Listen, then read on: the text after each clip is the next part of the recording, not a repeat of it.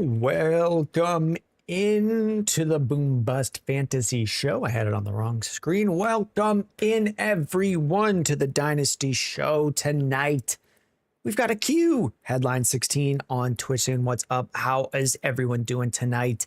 We've got a queue of trades right now. The queue on my screen shows 7.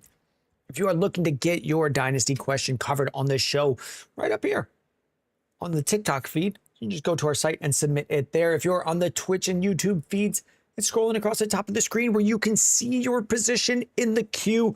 Let's get the first one on the screen as soon as possible. I'm going to click it right now. And it should be popping up on the screen. Let's get this going up here. Here it comes. It's loaded up. Aiden T, I see your question. We'll get to it right after this one. Let's take a look at what we got here. In LOL CPG 0413.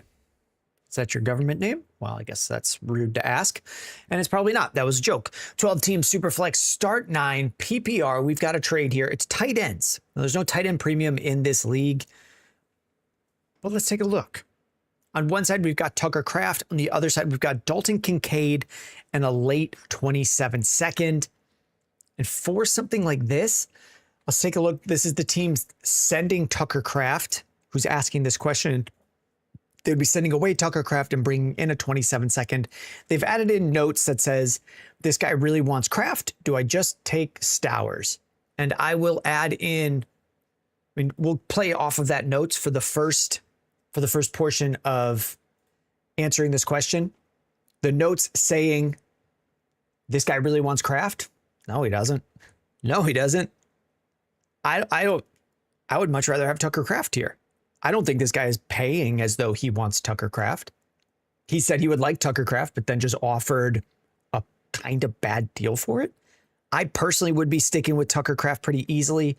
The notes saying this guy really wants Kraft, he ain't showing it. He ain't showing it. I mean, I would also, I would like to send Dalton Kincaid in a second and get Jamar Chase. Like, I really want Jamar Chase, but I'm not sending a close enough trade to get him. So I would just stick with Tucker Kraft here, especially with like the worst piece coming back here. Like a big chunk of this trade is a late 27 second.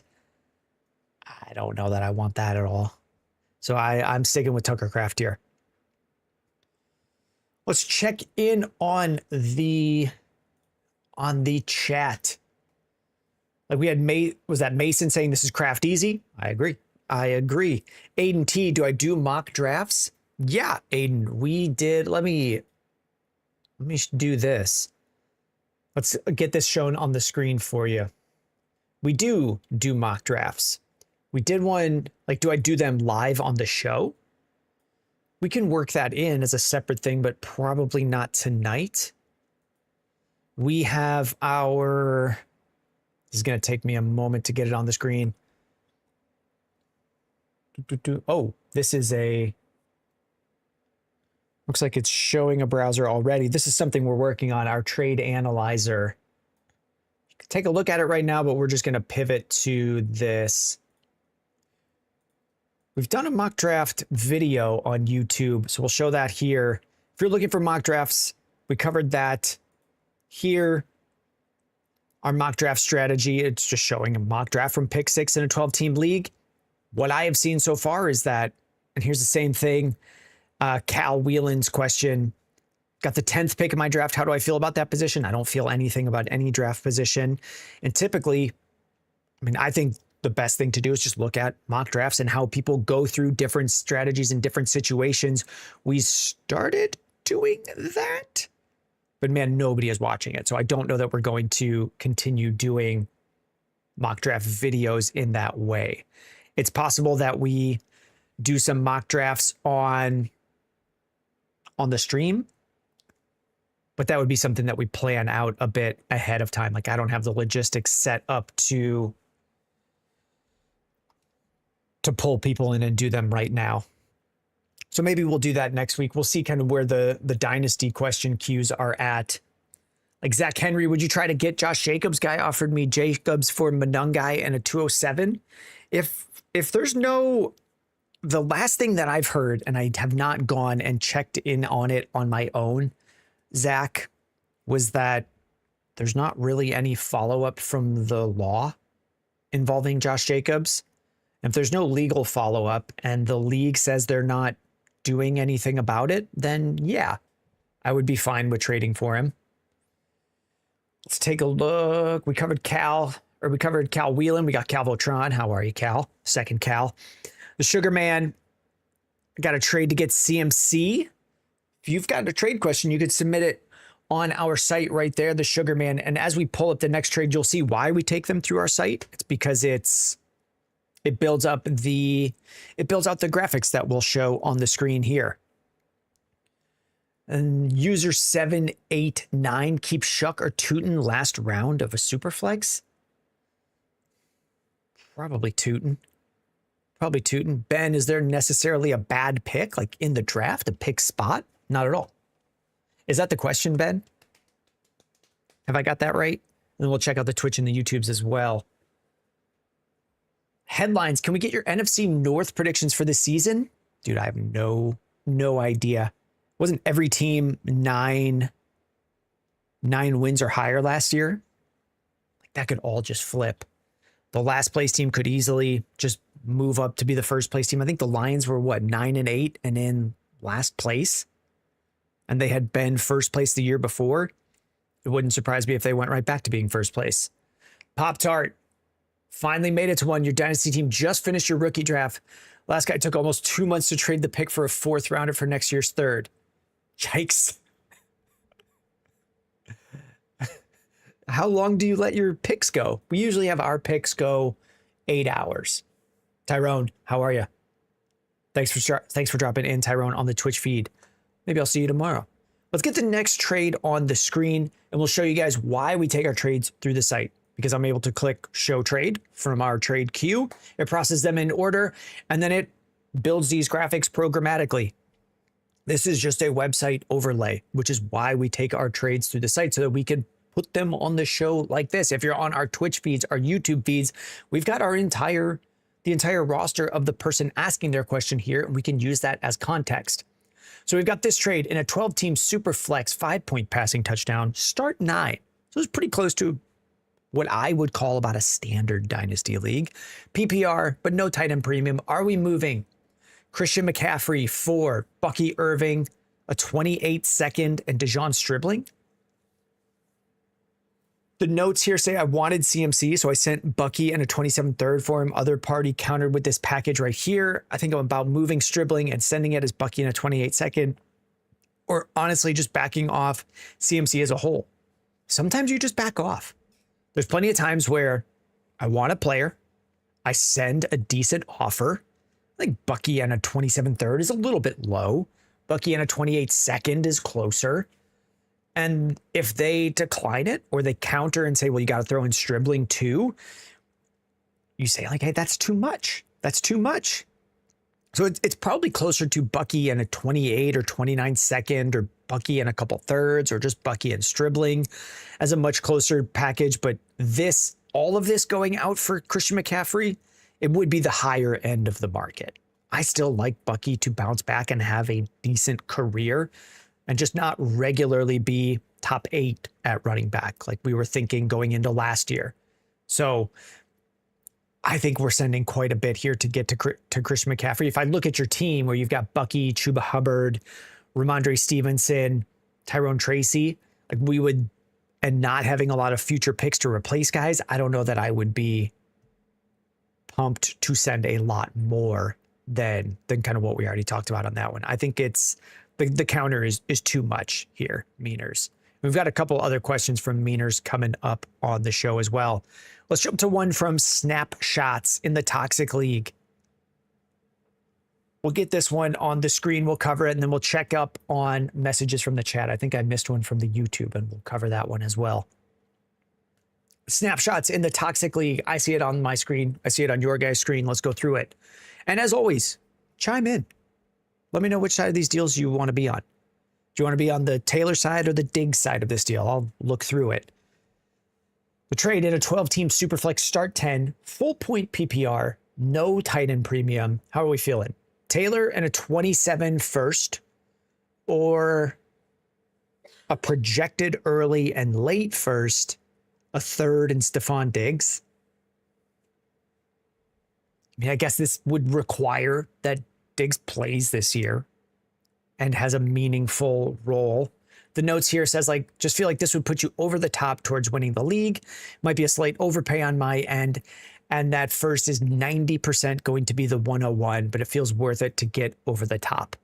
I'll say if you have the pick that you think is 90% to be the 101 and you really believe it, I have a pick where I feel that way. When I look at it's going to be a top 3 pick. This team cannot score points. The way our scoring works, it's reverse of maximum points possible scored. Like, it's very likely going to be a top pick. I'm not selling it unless it's being sold as a shot at being the number 1. So I think this would be paying a bit much. And it's not really going through and looking at the league and saying, this is a top option. People are incredibly hyped about this. I would just wait. The thing that I'll add on here is with this deal, going from 2 firsts to Jonathan Taylor and a first is not crazy. I don't think it's a ton if we really think it's the top option. But if you think it's a top option, you could probably just send that 1 pick and get Jonathan Taylor, is what I would say. If you really think it's the 101 or has a real shot at being the 101, maybe you just wait 3 months into the season and that guy's 0-3 and having a horrible team, and then you're able to sell it as though it is the asset you think it is. So I'm going to say that on top, but 2 firsts for Taylor and a first on its own is not crazy. It's just, if it's really the top pick, sell it as though it is the top pick. Make sure this one closes out. And then we'll check in on the chat, doing a bit of housekeeping here to close that one out. We'll take it off the screen. Let's check in on some of the chat messages. Failed to clear overlay. Come on, just clear it. Just clear it. Ooh, getting the site having some issues during the live show. We had this on Monday as well. As this goes through, I'll be clicking around over here to get this back up and running. Let's take a look. There it goes. There it goes. What did we see? I mean, Pop-Tart said again, yours didn't put a clock on the rookie draft. If I blame him, he had us on vote yesterday if we should put a clock on it. It was 7 for yes and 3 for no. I don't always mind it. I mean, I do startup drafts with people from the community, like the Boom Bust Fantasy community.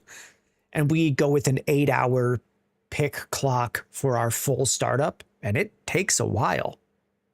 It takes a while.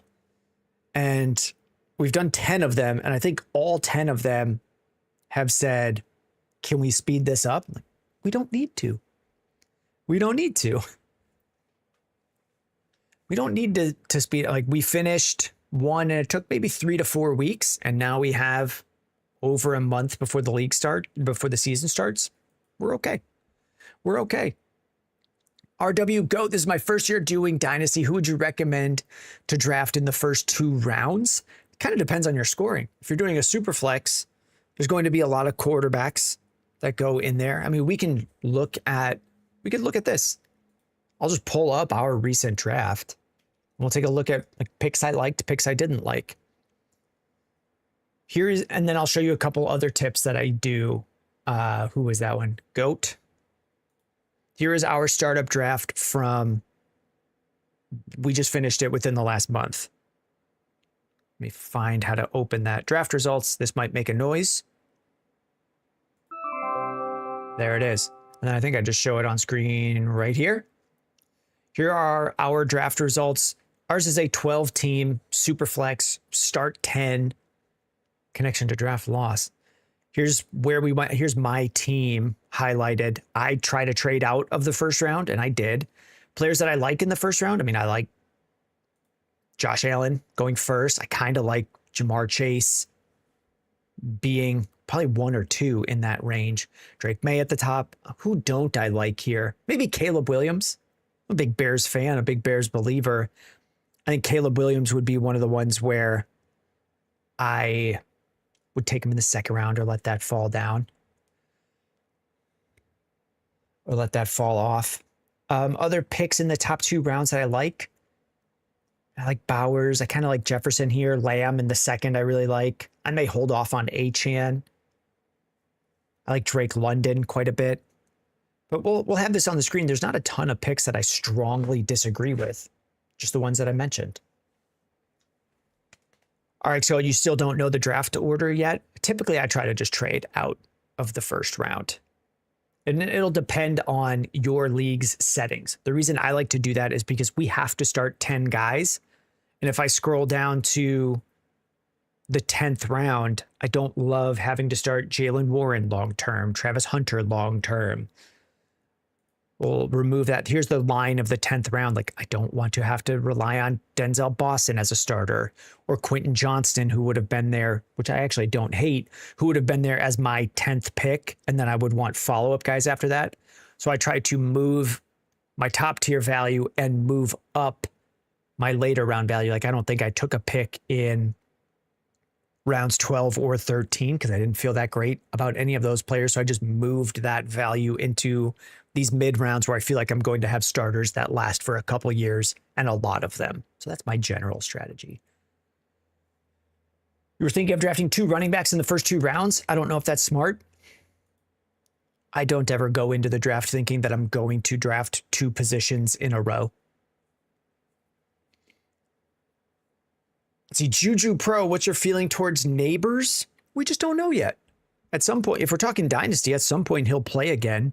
And if you look at, I pull up Keep Trade Cut for Malik Neighbors. I pulled this up a little bit ago on my own.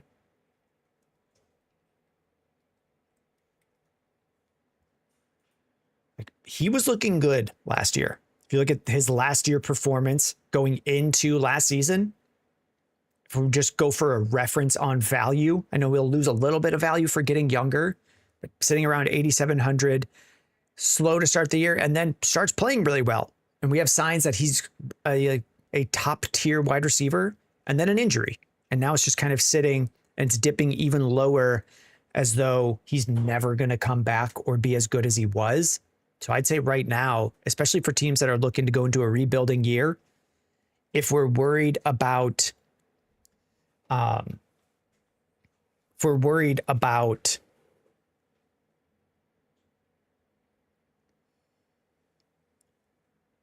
recovery, like, I feel like he's going to come back. He's going to come back. All right, Fizz, how long after submitting the team will you review it? We'll cover it tonight. We'll probably pivot to it in the next 2 to 3 minutes. Let me take a look.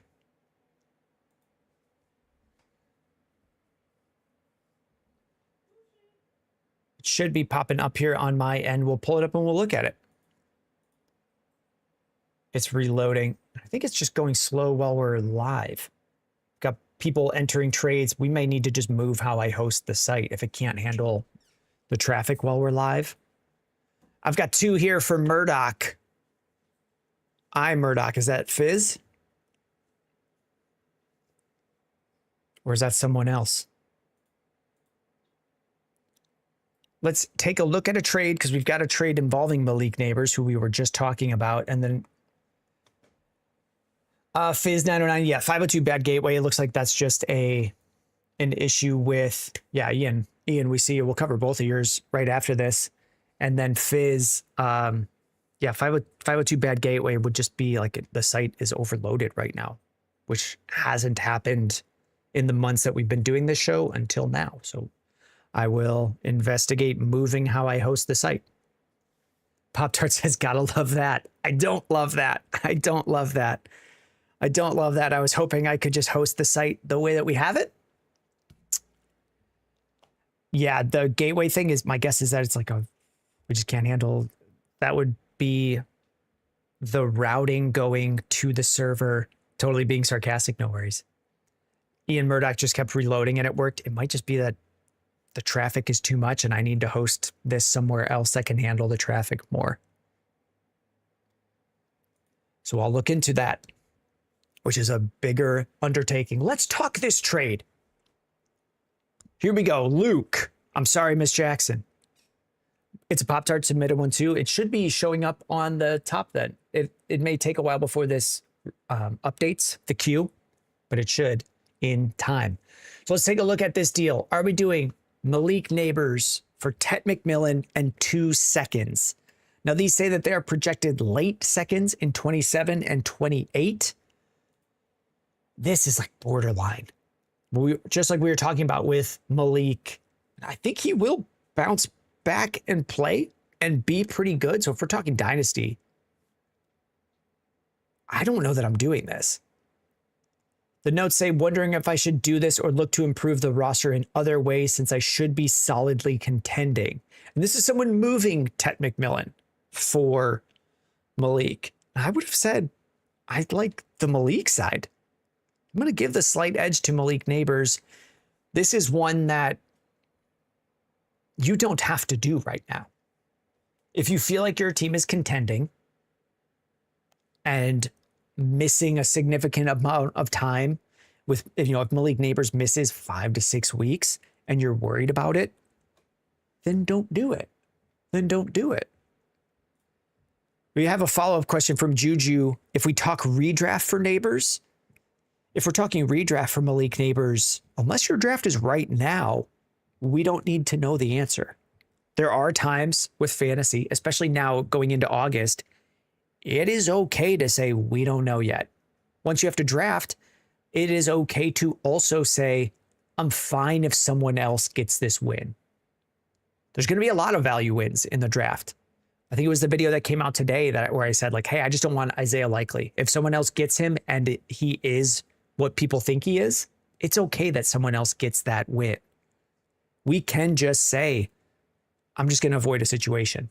I may end up doing something similar with Odunze and Luther Burden and saying, I am all right if someone else picks the right one because I just don't want to risk picking the wrong one, and I'll just take a different player at those values. They both have upside, but I don't know which one it will be, so I'll just take someone else.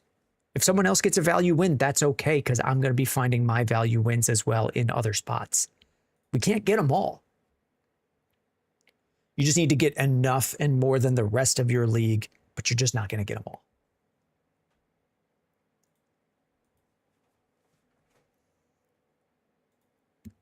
So on this trade, if you think you're contending and you're worried about Malik Neighbors, wait a month.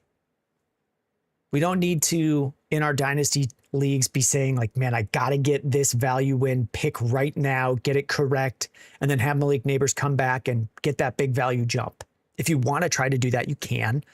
I personally will just forego the chance at upside, knowing if Neighbors is healthy, I could probably still trade for him. Maybe I have to pay a little bit more, but that's not the end of the world. Let's jump to a team review because I've seen that some have been coming through. We'll check in on, grab a pencil on my end because I have to make notes as we do these team reviews. And if you guys haven't seen one, let's explain how this works. One, I'll clear this off the screen. We pull up your Dynasty team. We look at it position by position. We find where you're strong, where you're weak. We come up with a plan for an outlook. Are you contending this year based on the rest of your league? We have all of your league's rosters on the site if you've synced it. So we'll take a look. How are you doing compared to the rest of your league? Do we think you're contending this year, next year, and so on? And then we talk some rough ideas and trade concepts on the show. And then within 24 hours, we update a page on our site with our general marching orders, which is just a typed up recap of what we've talked about, and then real trade offers that I would start exploring with write-ups of why I would consider those types of trades. So let's take a look at that on my screen. I need to pull up the trade review that came through. Can I do that right here? I go this. Because we're going to be looking at these. We got 2 of them for Ian. But the first one we'll look at is Turd Ferguson's. And then I do see the second one that came through. Let's take a look. I'm doing a little bit of housekeeping to get this pulled up. Mostly just moving browser windows. Nope, that is a completely different window. So we need to go here, here, there. That'll show up, and we'll close out the stuff that is on here. This is the browser that is shared on the show. I'm talking to myself right now. Add that on here. There we go. Back to this. And then we will, I need to write down a timestamp and start some notes. This is Top Gun for Ian. I'm just literally writing down the words Top Gun, Ian. And when are we starting this? About 28 minutes into the show. Here's what we're going to do. We're going to go through these position by position, and we'll come up with a rating, 0 stars through 4 stars. And it is a combination of what sort of production we expect in 2026, and then what sort of trade value you have as well. So for example, Jalen Hurts, I expect good production, but I don't know that people want to trade for him at the rate that he produces. I think it's a little bit, I think his market is a little bit soft compared to the production that he actually has. People don't just track that he runs, and that is worth a lot. So we'll take a look at a combination of what sort of production we expect and what sort of tradability or what sort of trade flexibility you have from each of these. We'll go through this position by position, including picks. We'll talk about the outlook for the team. We'll look at the state of your team compared to your league, and then we'll talk about some trade ideas. So let's get into it for Turd Ferguson. I see the notes from Ian. Turd Ferguson won the championship last year, traded your 27 first for Christian McCaffrey to get it done. For a little bit of background. Okay, so you did that last year to help win the championship. Alrighty. Let's go through QBs. Is this a super flex? Yes, 10 teams super flex, start 9. So we're starting 90 players each individual week. So that does make the league a little bit more shallow compared to 12 by 10. That's 12 by 10 is 120. 10 by 9 is 90. That's 30 players whose value all has to get redistributed up into that general 90 player range. I understand there are bench players and bye week players, but we're just cutting 30 starters out and saying that value's got to go somewhere else. It doesn't just go away. So players at the top typically become more valuable in a shallower league like this. We've got Josh Allen, Jalen Hurts, JJ McCarthy, a really good 1-2 punch. Like this is realistically 2 top 5 quarterbacks. Very likely Josh Allen's a top 3.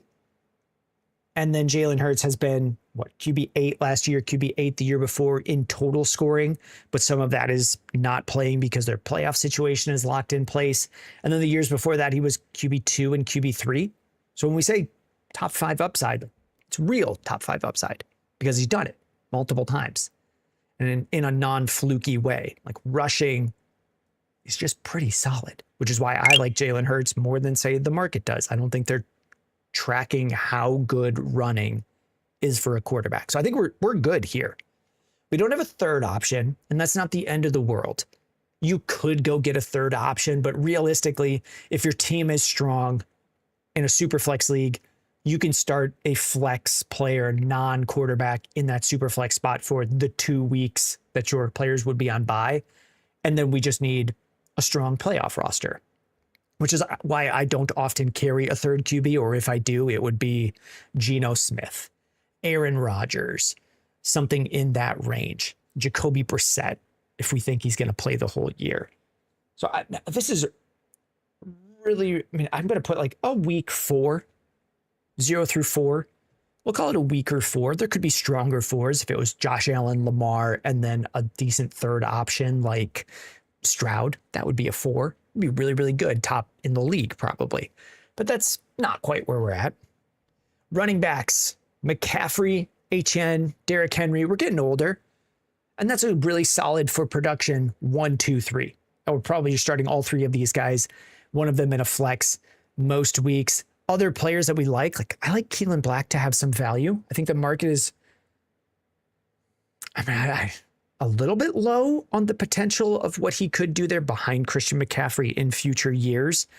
But we've also seen the 49ers draft a lot of running backs that don't do anything.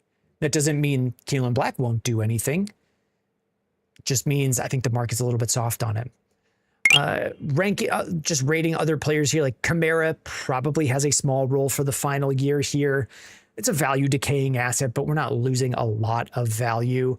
Ollie Gordon, we don't see much value. Woody Marks, I think probably has a role with Houston behind David Montgomery. That's not really being respected. Is not quite the right word, but it's not really being considered by the market. If we're looking at a team last year that just could not run, Nick Chubb, not very good. The offensive line for Houston was one of the worst. So a team that just could not really run, it's hard to see how big a secondary role could be. I think Woody Marks is a fine second running back on a team that gets a role. 35% of the touches with some pass catching role, which would boost his value a little bit more. So probably someone you could start a couple times this year, or in a pinch get a start out of. That's just my general thoughts there. Similar usage to Blake Corum. Blake Corum for most of the year last year was 35% of the snaps. And it wouldn't surprise me if Woody Marks was in that range with a little bit more pass catching upside. I don't know what's going on with Jaylen Warren. I don't know that the market is really pricing in that Rico Dowdle has followed a head coach to Pittsburgh, and we could easily see this change. We could see Jaylen Warren not be the lead guy. I don't know that he will be or won't be. I think it's a bit more ambiguous than the market is saying. In terms of tradable assets here, I mean, I'm going to write this down as like a really strong 2 week 3 for running backs. You did just trade to bring in Christian McCaffrey.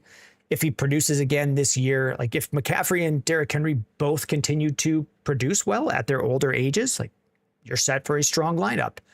But they're very likely value decaying assets and harder to move for great value if things don't go your way this year. Wide receivers: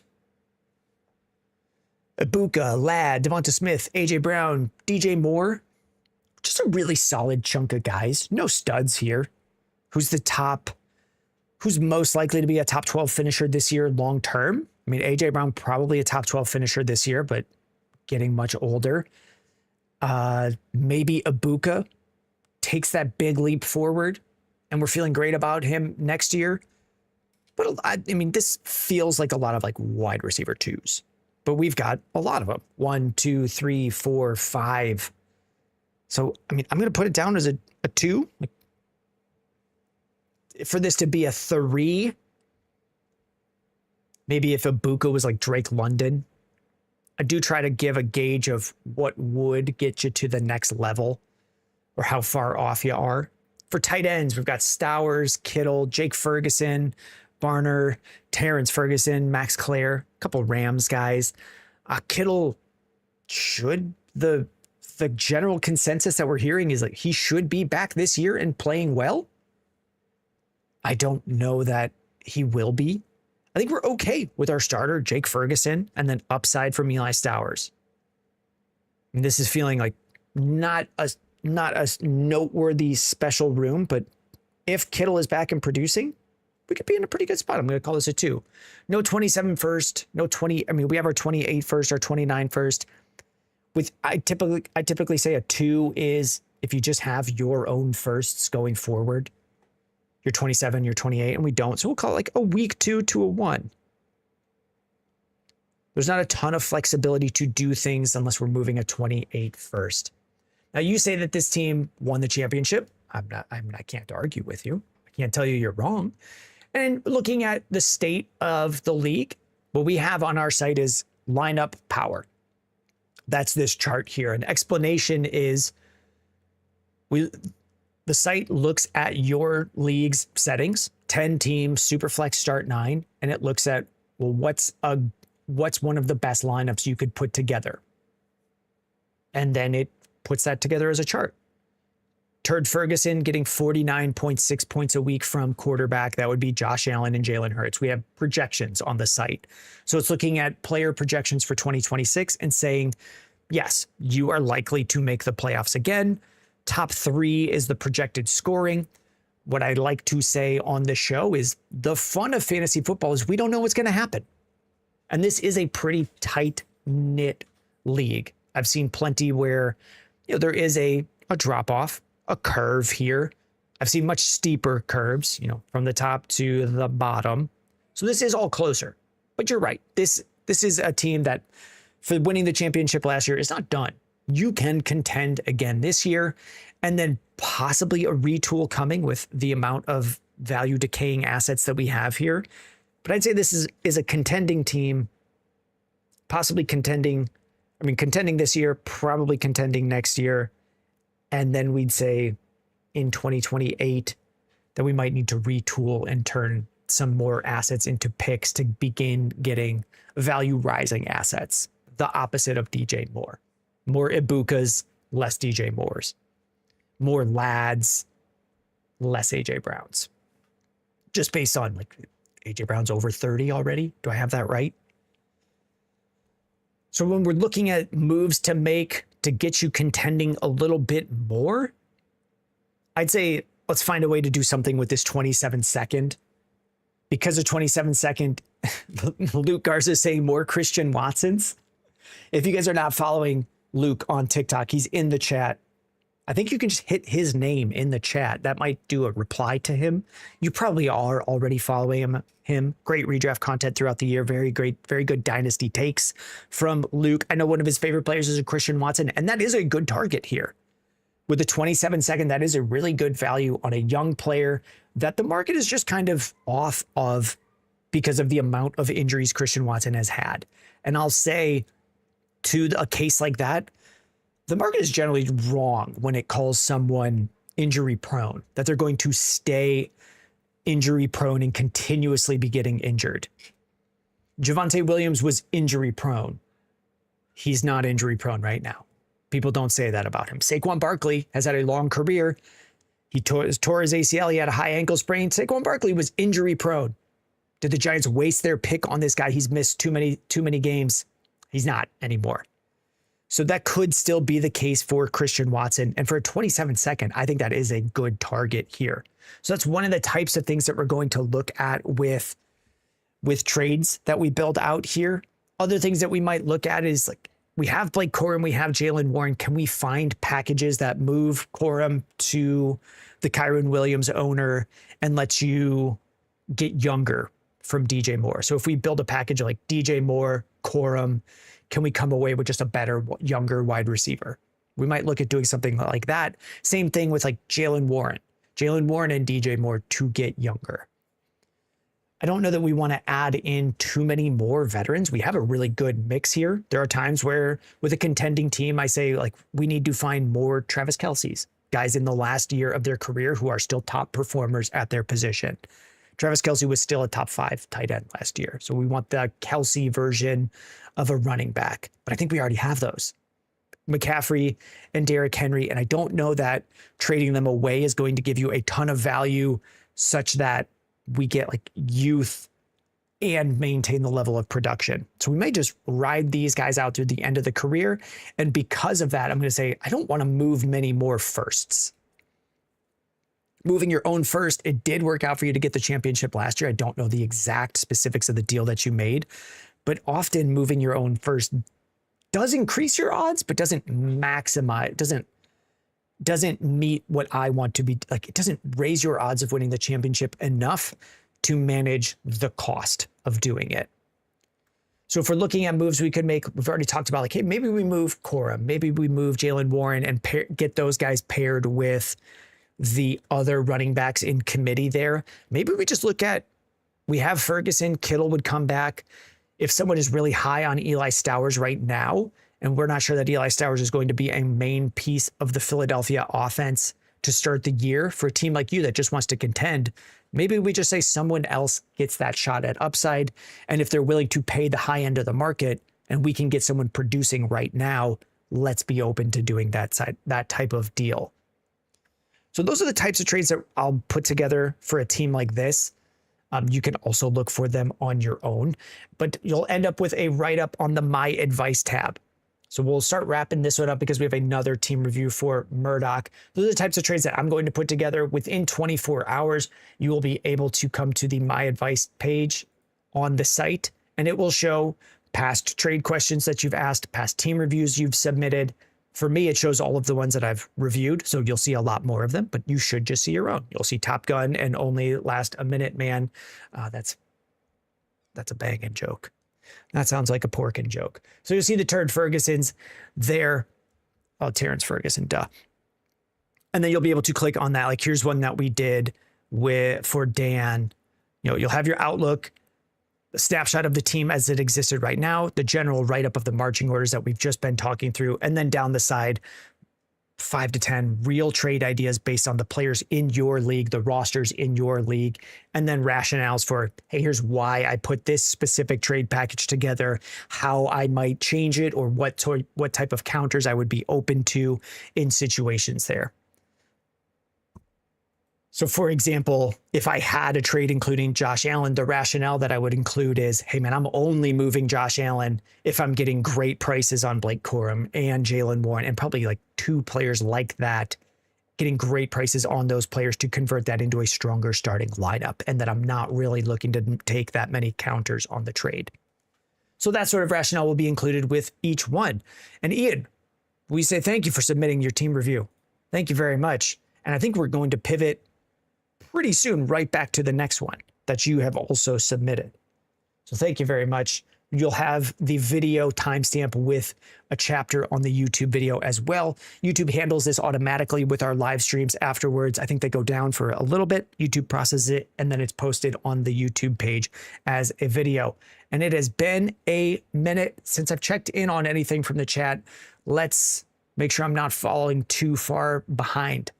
Like Big Joe's are saying, what's up? I'm doing a Dynasty League for the first time this year. Do you have any advice or videos to go to on the YouTube channel? I think I have. I think the count was like over 100. Yeah, there's a lot of them on the YouTube channel. We have a whole, oops, I just accidentally closed a tab. Is it going to open it? We should have a whole playlist that covers most of our Dynasty videos. The Dynasty Market Report. Looks like it only shows 49 in there, but there's a lot of videos there. We have Dynasty startup advice. We have Dynasty different groupings of players, undervalued players, overvalued players, how I would respond to the news around the NFL draft, as well as free agency, which was now a long time ago. But yeah, there's a bunch of videos on the YouTube about Dynasty. Let's see on the TikTok. Christian Slatos, have you done any draft videos yet? Haven't seen you in a while. We have that as well. I don't know how many of these we're going to do because mock draft videos do not seem to perform well at all. So we'll come up with a pivot covering draft content. But yes, there's draft content already starting, and there will be more coming. Most handsome James Cage White. How long does it take to load onto the website? Been trying and it never loads. It's probably, I think that's just an issue, James Cage White with right now on the live show. If the hosting solution that I have for the website isn't able to keep up with how many people are trying to access it. But what I've heard from people is if you refresh it, it does work, and that it would just be a hosting issue that I need to change in the next couple weeks. Nick, who do you think wins this trade? Submit it on the site, Nick. It's right here. Ka-chow, right there. Jake, should I trade away Kyron in Dynasty if I also have Genty, JT, and Chase Brown? If you want general team advice, you can submit your team for review. But the answer is always yes, you should be trading. The answer is always, Jake, yes, you should be trading.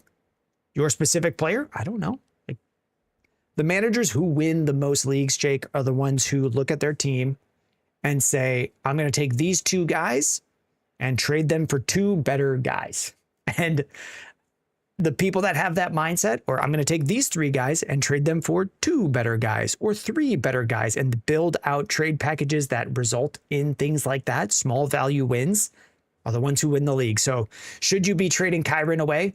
Yes. Is it because you have Genty, JT, and Chase Brown? No, you should be trading all of your players all the time.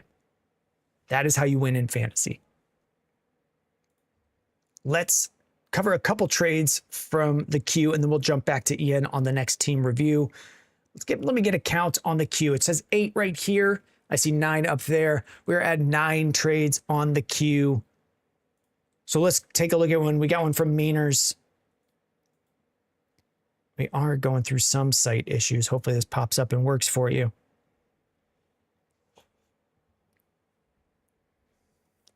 It would take a couple days of work to pivot our hosting.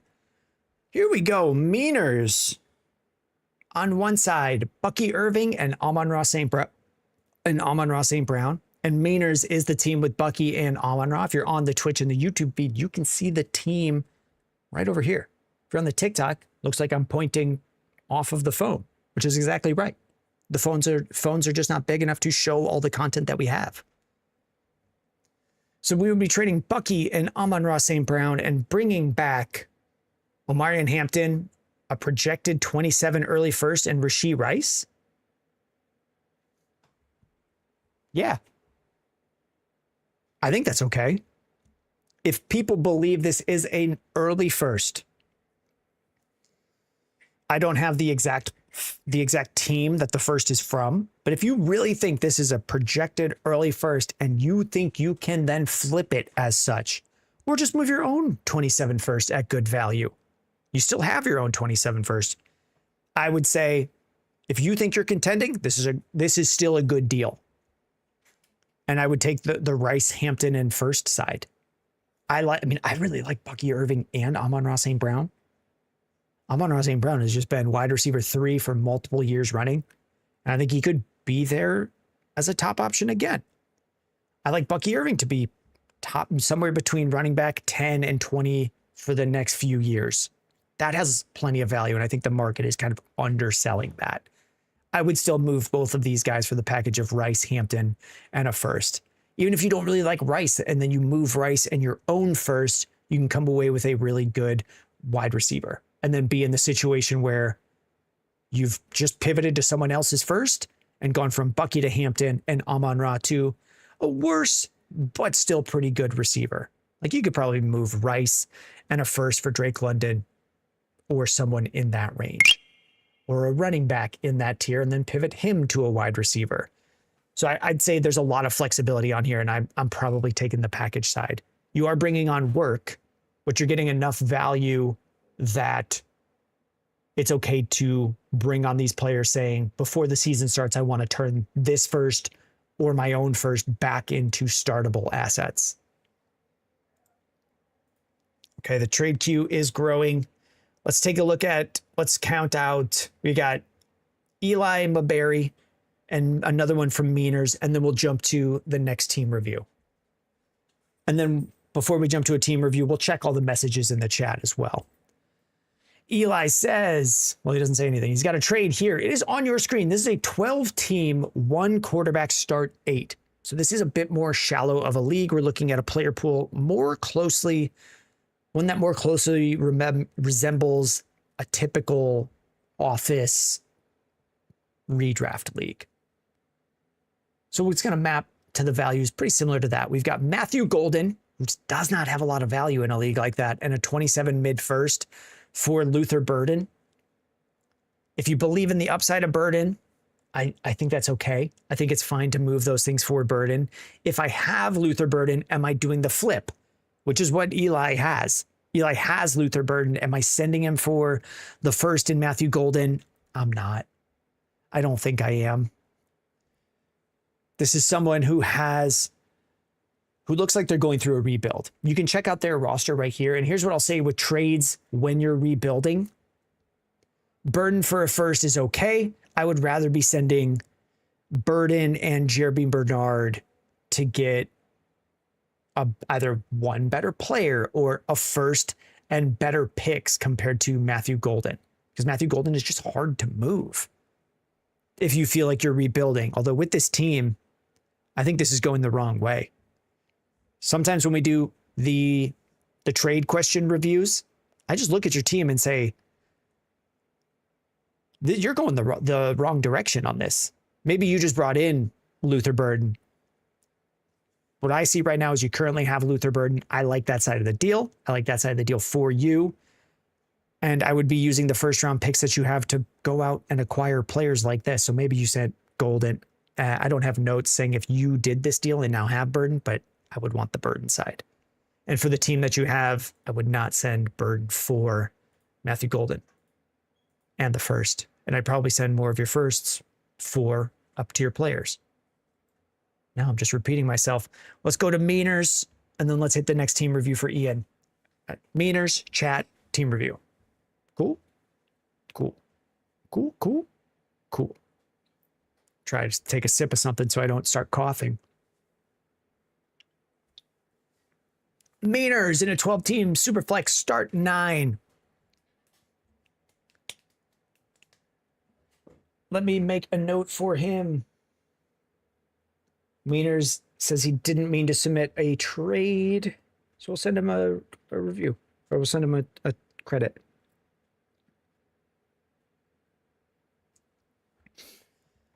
The deal here.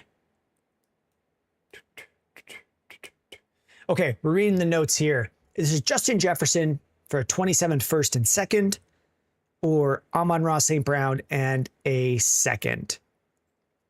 It's a 28 second on the Jefferson side and a 27 on the Amon-Ra side. I think I'm taking Justin Jefferson here. The deal here. The notes say, anyway, this dude wanted to do Justin Jefferson and a 28 first straight up for Amon-Ra St. Brown. I wanted a 27 first, but that would leave him with no 27 capital. So I said I can do a second swap where I acquire his 28 second for a 27. That seems fine. This seems fine. Justin Jefferson and a 27 first for Amon-Ra St. Brown would be fine. And then adding in the year pick swap. Sure. I don't think that is a massive difference here. Is there anybody in the chat who would not move Amon-Ra for Jefferson and a first? Call it a 28 first and we don't do a pick swap. Call it any other first. I think I'm just taking the Jefferson side. When we were doing our startup recently, the pick swap that you would be making in a startup to go from Amon-Ra to Jefferson, it is hard to get a first on top of that pick swap. Pop-Tart is saying, yeah, the Jefferson side. 12-team Superflex start 9. That's very similar to the setup we use. I would be taking the Jefferson side. I like Jefferson on a bounce back. And then if we're looking at a deal like this where you're getting an extra first and you have your own first, I'm fine with then moving that first to just go get another starter or pair that first with a starter you have to get a better starter. I think this is a big value win and you come out with more flexibility to make your lineup even better.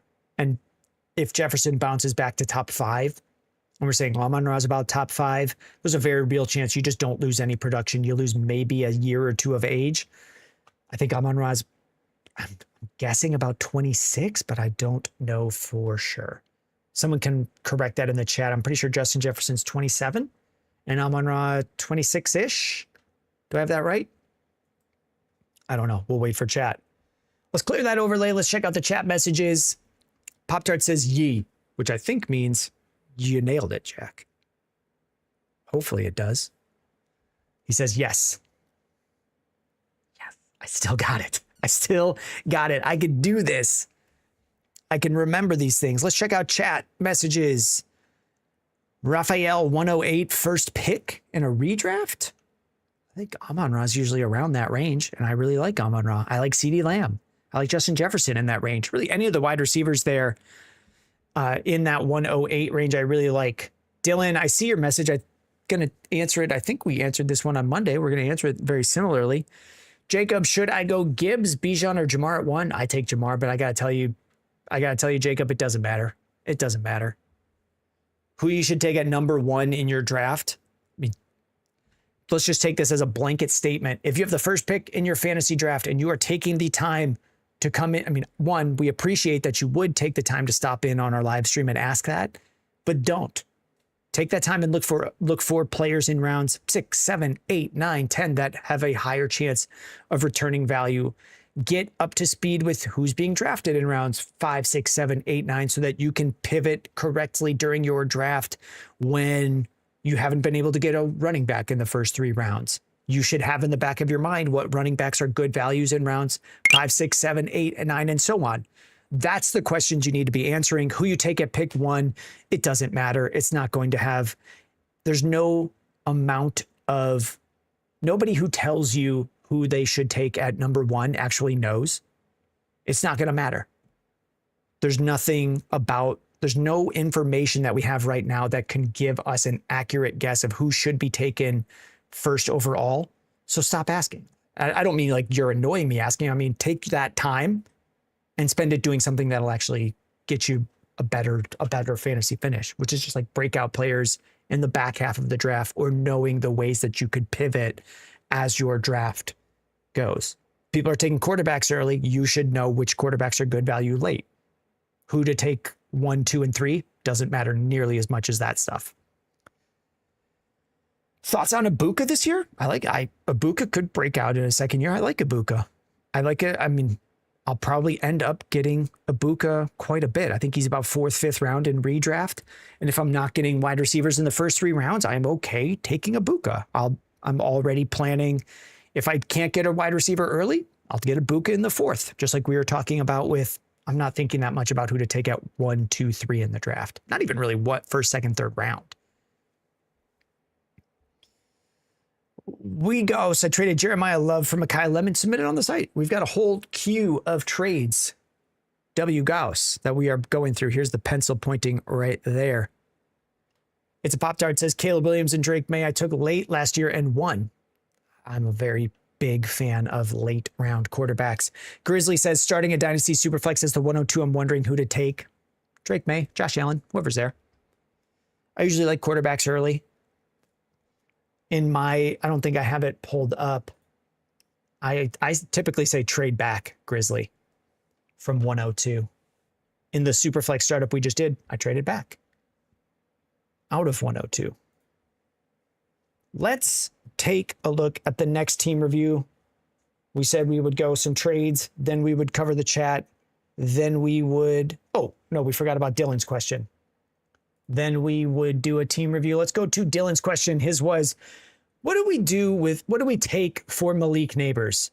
Dylan, here is what we have. On our site, we have some pretty cool tools. This is the tool that we use for that. If you have a player and you want to know what can I get for them, we built that. I'll pull up a league where I have Malik Neighbors. I'm pretty sure I have him in this league. There he is. We've built this tool called the Trade Builder on our site. This tool is free to use. If you have players on your team and you want to build trades with those players, we built that. So if you said, what can I get from Malik Neighbors? And as part of that deal, I also want to move Javonte Williams. I've clicked on 2 players from my team, and it may be a little bit small on your guys' screen. It has been building out trade packages that are fair value trades based on the scoring of the league that you have selected. So as you change your league, it updates the scoring. Austin says, Trade Builder has helped me get great deals done. Thank you, Austin. Pop-Tart saying, oh, snap. Yeah, Pop-Tart, we're a programmer. We built this. We have more tools coming to help you guys analyze your trades as well in the next couple of weeks. I've been building it all today. I've been building that one today. The Trade Builder is live and in beta. I tried, but my league mates don't like it, Dylan. Then the follow-up advice is send out more offers. One of the things that we look at when I'm looking at this, if I just want to get away from Malik Neighbors, here's 4 1-player packages. Here are packages of 2 players involving where I send Malik Neighbors and Javonte Williams. Send out more offers. That's kind of just the blanket fantasy advice. When people are saying, my league doesn't trade, you're typically not sending out enough offers. There are plenty of times you can send out fair value offers and the other guy just doesn't want to do it. I get trades where the values line up fine, but I like my player more, so I just don't want to do it. So we got to be sending out a lot more offers. And as you go through these, let's say this says Malik Neighbors and Javonte Williams for Hampton and Chris Olave. Say you don't even like Olave. Like, I just want Hampton. You can just click on just the one player here, Hampton. It then pulls up the roster of the other guy and says, okay, how about Hampton and Kyron Williams? How about Hampton and their 27 first? And as you're adding things on there, it's showing you the value and then saying, well, probably add in more, and so on. So take a look at it. It's currently in beta. So if you guys have features or changes that you'd want to see, post them in our Discord. You can join our Discord. You should be able to get a link to it right from the site on the tab here, Discord. And then we have a whole channel of support for the website on our Discord. So that is what I say when people say, what can I get with my player? We've got that. And we're going to, in the month of August, hopefully by the time the season launches, have that for redraft for ESPN and Yahoo. But that's going to be a lot of coding and building and getting things done. So early season, sometime during the year this season, we'll have it for redraft. Grizzly says, some of my league mates get emotionally attached to their players. It's impossible to trade anything. Yeah. The way to get them less emotionally attached is, one, offer good players and send out way more offers to them. Get them consistently thinking, if I move my guy, I could get this guy. If I move my guy, I could get that guy. If I move these guys, I could get those guys, to start getting the idea of them having other players into their mind. There is, let's go with this view, and let's pull up the team review that we said we would do. We had one for Ian. The second one, Ian, thank you for the two trade reviews today. This one's loading up. As the questions pile up in the chat, we will come back to them. We just went through trades, then we did some chat questions. Now we're going to take a look at a Dynasty team review. These are available through our website. If you are looking to have us pull up your team, we go through it position by position. We go pretty deep. We give you a general rating of each position. We look at your outlook for the next few years, and we come up with real trades that we would put together to get your team contending as often as possible. And then general marching orders that I would be using for building trades. Like there are times I'll say like, hey, don't send any more future firsts. We've got a good team.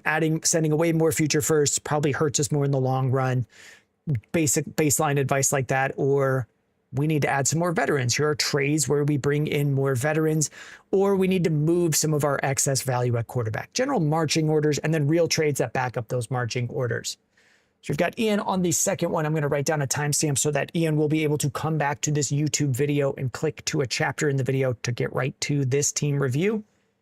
And then he'll have the write-up with a link to that video in it. So let's say at 1 hour, 4 minutes on this show. Let's take a look at this. Only last a minute, men. That's a joke about banging, I think, or something else. And I just have a dirty mind. This is a 12-team, 1 quarterback, start 8 PPR with a 0.25 tight end premium. A little tight end premium. Just a little one. I'm writing down where I'm going to put the position rankings so that I don't have to guess what I said or look it up on the video. Knicks out for Harambe. I know that. I know that song. I like that song. Here we go. Quarterbacks. Justin Herbert, Bo Nix. We have 2 top 8 quarterback options here, right? Bo Nix has been QB7 and QB7, so I think it's fair to say he has QB8 upside. He's done it twice. I think that's fair. Justin Herbert, same range as well.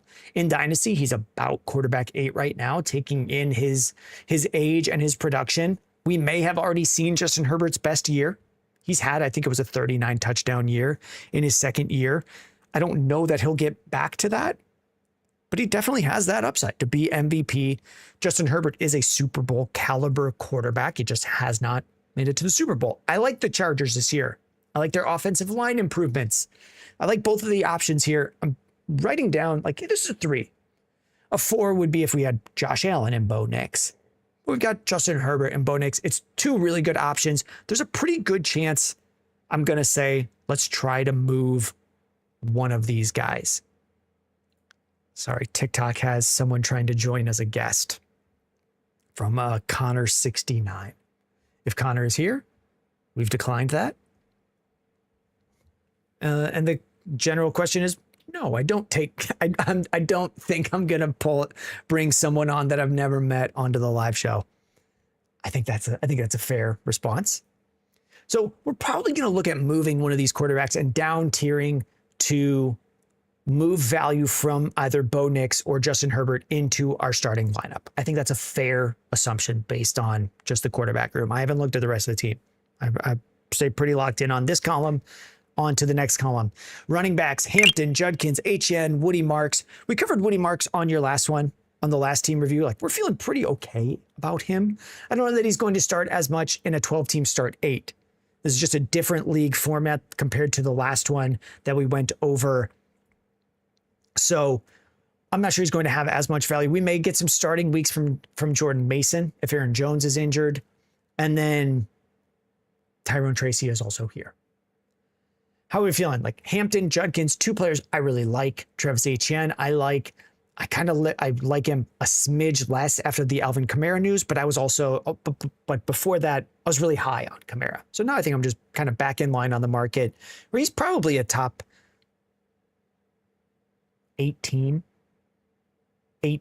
running back. Zako, we're going to come back to the chat messages after the team review on Twitch. It's about a top 18 running back. I think that's a fair guess. A solid RB2, and he's your third option. There is a lot of hype on Omarion Hampton that I don't know will hit. I like Omarion Hampton. Typically, when the market gets really high on someone who has not done it yet, I do look at options of moving them. Sometimes I'm wrong about that. I would have moved Josh Allen last year, so if you're hearing that, I don't mind saying something I got wrong. I do typically look to zag a little bit on the market, and sometimes that's going to hurt you. I would have also moved Jameson Williams last year, who had a horrible first half, so that would have been a value win. Would I move Omarion Hampton? We might look at some trades like that based on the rest of things if we want to try to sell some of the hype, but we're probably going to end up keeping him. And this is a pretty strong 1-2-3 option. I'm going to write down a 3 here. If this was Hampton and Genty, that would get us up into the 4 area as the top 2. And that's really what we're looking at because it's a start 8. Travis Etienne's a great flex option for this league, which we'll keep in mind as we move over to wide receivers. You got Garrett Wilson, Ladd McConkey, Jordan Addison. I like Jordan Addison as a solid flex option as well. Garrett Wilson and Ladd McConkey, we'd like something stronger at wide receiver. I'm feeling like this is about a 2. In Dynasty, we typically have deeper lineups, but because it's just 12 team, 1 quarterback, start 8, we got to get Ladd McConkey would be like a weaker wide receiver 2. He's got youth and upside. Garrett Wilson, we haven't seen a lot of success from him as a top option. We've seen the skills, just hasn't happened on the field. On paper, Garrett Wilson, I think it wouldn't surprise me in any year if he finished as a top 12 wide receiver. Just hasn't been happening. So I'm not going to keep going back to the well on him. Xavier Worthy, I think I have seen some comments in the chat that I may have skimmed over and missed. I kind of like Xavier Worthy to bounce back a little bit this year. Typically with players that are injured, when they come back, or players that play through an injury, like Xavier Worthy missed some time last year and then I think was playing not fully recovered. You do see them bounce back the next year. Last year, Michael Pittman had a wide receiver 2 year for most of the season. When he had Daniel Jones and a main quarterback that wasn't Phillip Rivers, he was top 24 most weeks. That was coming after a year when he was about wide receiver 40 because he was playing through a broken back. So Xavier Worthy, I think a bit of what was happening last year was just lingering issues from a serious shoulder injury that he had in week 1, midway through the game. So we didn't see any of Xavier Worthy playing fully healthy last year. It wouldn't surprise me if he bounced back to be sometimes flex worthy for your team. But when we're looking at a player in a 12-team start 8 that we want to be sometimes flex worthy, or the players that we want when we're looking at our roster to say, well, sometimes I'll have to start that guy, you kind of want them to be better than Xavier Worthy. You'd want like Devonta Smith to be the guy that you're considering for flex. And that's just a much higher value, much higher production tier of player. For tight ends, not much here. We have a small tight end premium, but we've got Kincaid, Strange, Terrence Ferguson, Michael Mayer. This is feeling like a 1. Dalton Kincaid, we haven't actually seen him do it on the field. He's like the Garrett Wilson of tight ends. Like, he should be good, but he's been hurt, and it just hasn't happened. In terms, like, if you look at his stats last year, I almost said yesterday. If you look at his stats from last year, when he was on the field, he has good efficiency numbers, but he wasn't on the field. They weren't using him that often. And sometimes I will look at the coaches deciding to not put a guy out there and say, like, they probably know more about football than me. So this isn't unusable. You have a usable tight end in Kincaid. You possibly have a usable tight end in Britton Strange.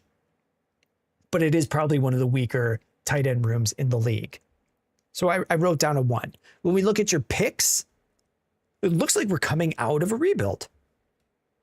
Got some guys last year, Hampton, Judkins, went through another year, and now we've got the 102. Probably your pick. I don't mean to be disrespectful. I'm guessing.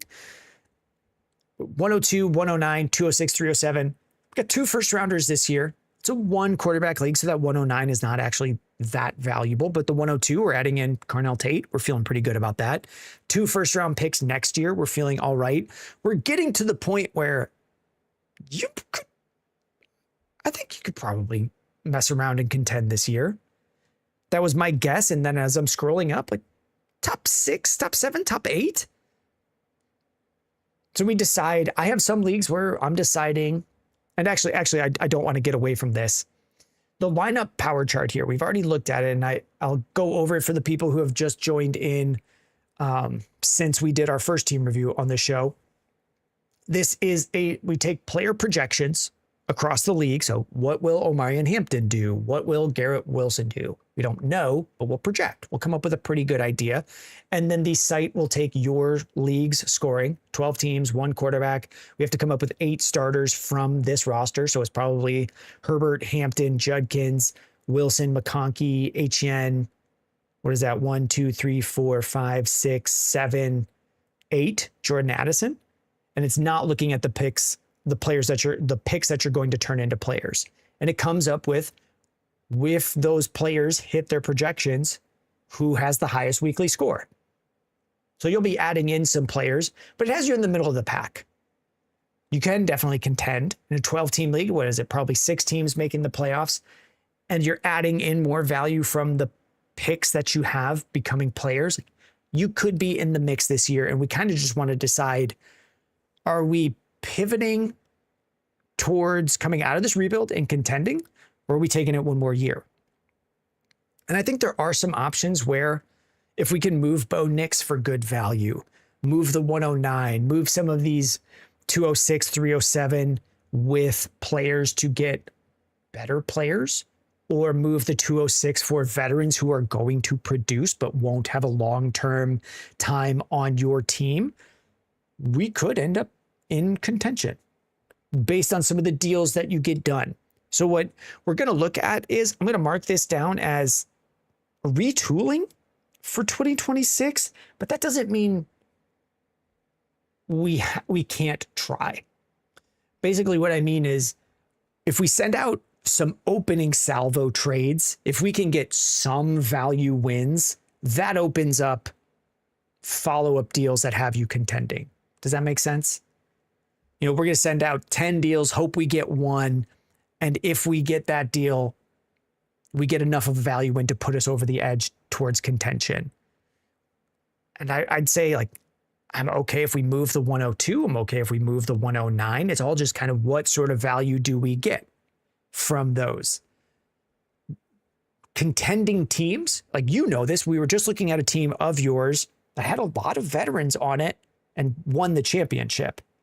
So we're going to start adding some of those into the mix, see what we can pivot from Justin Herbert. Maybe we end up pivoting from both Herbert and Bo Nix and move to, if it's available, someone just like Dak Prescott. He's older. He'll still be playing for 3 to 4 more years, and he's top 6 each year. And if we can get value on top of our guys, can we move that into our starting lineup? We're going to look at options like that. If we add in the right combination of veterans, are we contending this year? But if we can't get some of those trades done, then we'll just pivot and say, we'll wait for these 27 picks, possibly grab some more 28 picks, but know that we're not planning to wait until 2028 to make those picks. We'll be trying to convert assets into 2028 picks because we'll know that they'll go up in value and then trade those next offseason for a 2027 push. So what we'll do is we'll write some of that up in the write-up and then come up with trades, and they'll be listed as like, these are the first ones that I would send out to see what our league is looking like and can we get some pretty big wins and get production on those. Because I'm sure you've made trades before that you feel like you've won right away.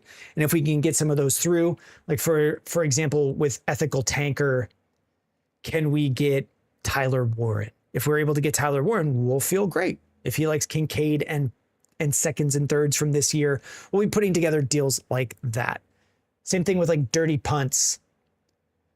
If we got Jamison Williams or DJ Moore at a really cheap option or Christian Watson, there's a lot of players on this team who is near the bottom of projected scoring that would really help your squad. And if we send them 27 seconds that we don't think actually will turn into long-term high-value assets, and we can just get players to start producing now, that can open the door to contention. So we'll look at some of these lower expected production scoring teams, see if we can get some of those players. Like if we down tiered to like Baker Mayfield, that's probably a good enough starter to contend with. If we take all of that value from Bo Nix and Herbert and end up with, I mean, if we wound up with like Goff and starters, we could end up in a better spot. So we'll put some of those together, and that will be out to you tomorrow, Ian. Thank you very much for submitting this. I like teams in this spot where we're deciding like, are we coming out of a rebuild? And there's excitement with the trades that we could get to go through. Like it's a big win when you get one of them to go through coming out of a rebuild like this. Let's take a look at some trade questions and some chat messages. Ian says, thank you. I was excited to hear you talk about this one for sure. Yeah, Ian, it's a fun one. It's a fun one. Let me pull up the queue, refresh it to get a count. And then I've got about 1,000 screens that I'm looking at. Let's make sure that we're not missing stuff like Zayko. I'm drafting from the 110 and I want to know who to draft in round 1 and 2 in a 12-man PPR. Whichever receivers are there. I mean, I've seen CeeDee Lamb in that range, Justin Jefferson in that range. I kind of like those more than the running backs in that area. Or you just end up with like James Cook at one of those picks. I don't think you're really going wrong in that range, Zayko. And we want to be thinking a lot more about, what do we grab in round 7? Who do we grab in round 8? Because if we can find a guy who's a starter in round 7 and 8 who can just be our flex, then we can combine who we drafted in round 2 and 5 to get a much better player. And that's the main thing we want to be doing in a redraft league. When we draft and redraft, we want to get our hits. We're not going to get a hit on every pick, but as soon as we're done with our draft, we want to just start pushing that value up. Pushing all of our value into our starting lineup, because in a redraft league, like the scoring settings are saying, a 12-team league, there's going to be Michael Wilsons. The year before that, it was Jerry Jeudy, league-winning wide receivers that show up for free. So we want to continuously be pushing our bench players' value into our starting lineup so that we have spots to grab those guys and then start them. We don't just want like a monster bench. Kind of just want to keep pushing all of that into your starting lineup. Let's get the next trade on the screen from A-Diff. 12-team, 1 quarterback. And we'll come back to a couple more chat messages after this one. I'm just a bit, I don't know that it's respectful to say it. I have some sort of ADD issue, but very, very hard for me to focus on what I said I would do. So let's do this trade and then we'll cover some more chat messages. A-Diff, it's on your screen. It's right here. It's 12-team, 1 quarterback, start 9 PPR. Feel free to chime in on how you guys feel in the chat, because I'll typically call them out, and I'm sure that helps people listening to their trade question as well. Just what does the rest, I'm only one person. What does the rest of the market say? We got Ladd McConkey or a 27 first and a 29 second. The first will be mid to late. I typically just call it mid, especially if we're in 2027. We think that the later first round picks are probably going to still be pretty good. This is about the price for Lad. There are some, which isn't always a great response to the question, but sometimes the answer is just like, yes, this is an okay deal. If this deal goes through in your league, you don't bat an eye at it. You say, yep, that was the price. Someone paid the price. You went to the store. The item cost $10. You paid $10. Does it fit for this team?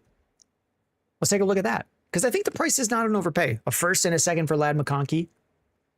Had a great rookie year. What was he, wide receiver 12, 13 as a rookie in PPR scoring? This is PPR scoring. Down year last year. I don't know that Keenan Allen is coming back. I think we would hear that in the next couple of weeks as training camp is getting started. For some of these players that signed late, this is about when we'll start to hear them signing. Rock Carroll saying Ladd will be much better this year. I think so as well. I think we're getting a player at their price that the market generally likes at that price. This isn't Rashee Rice where the value is really wide.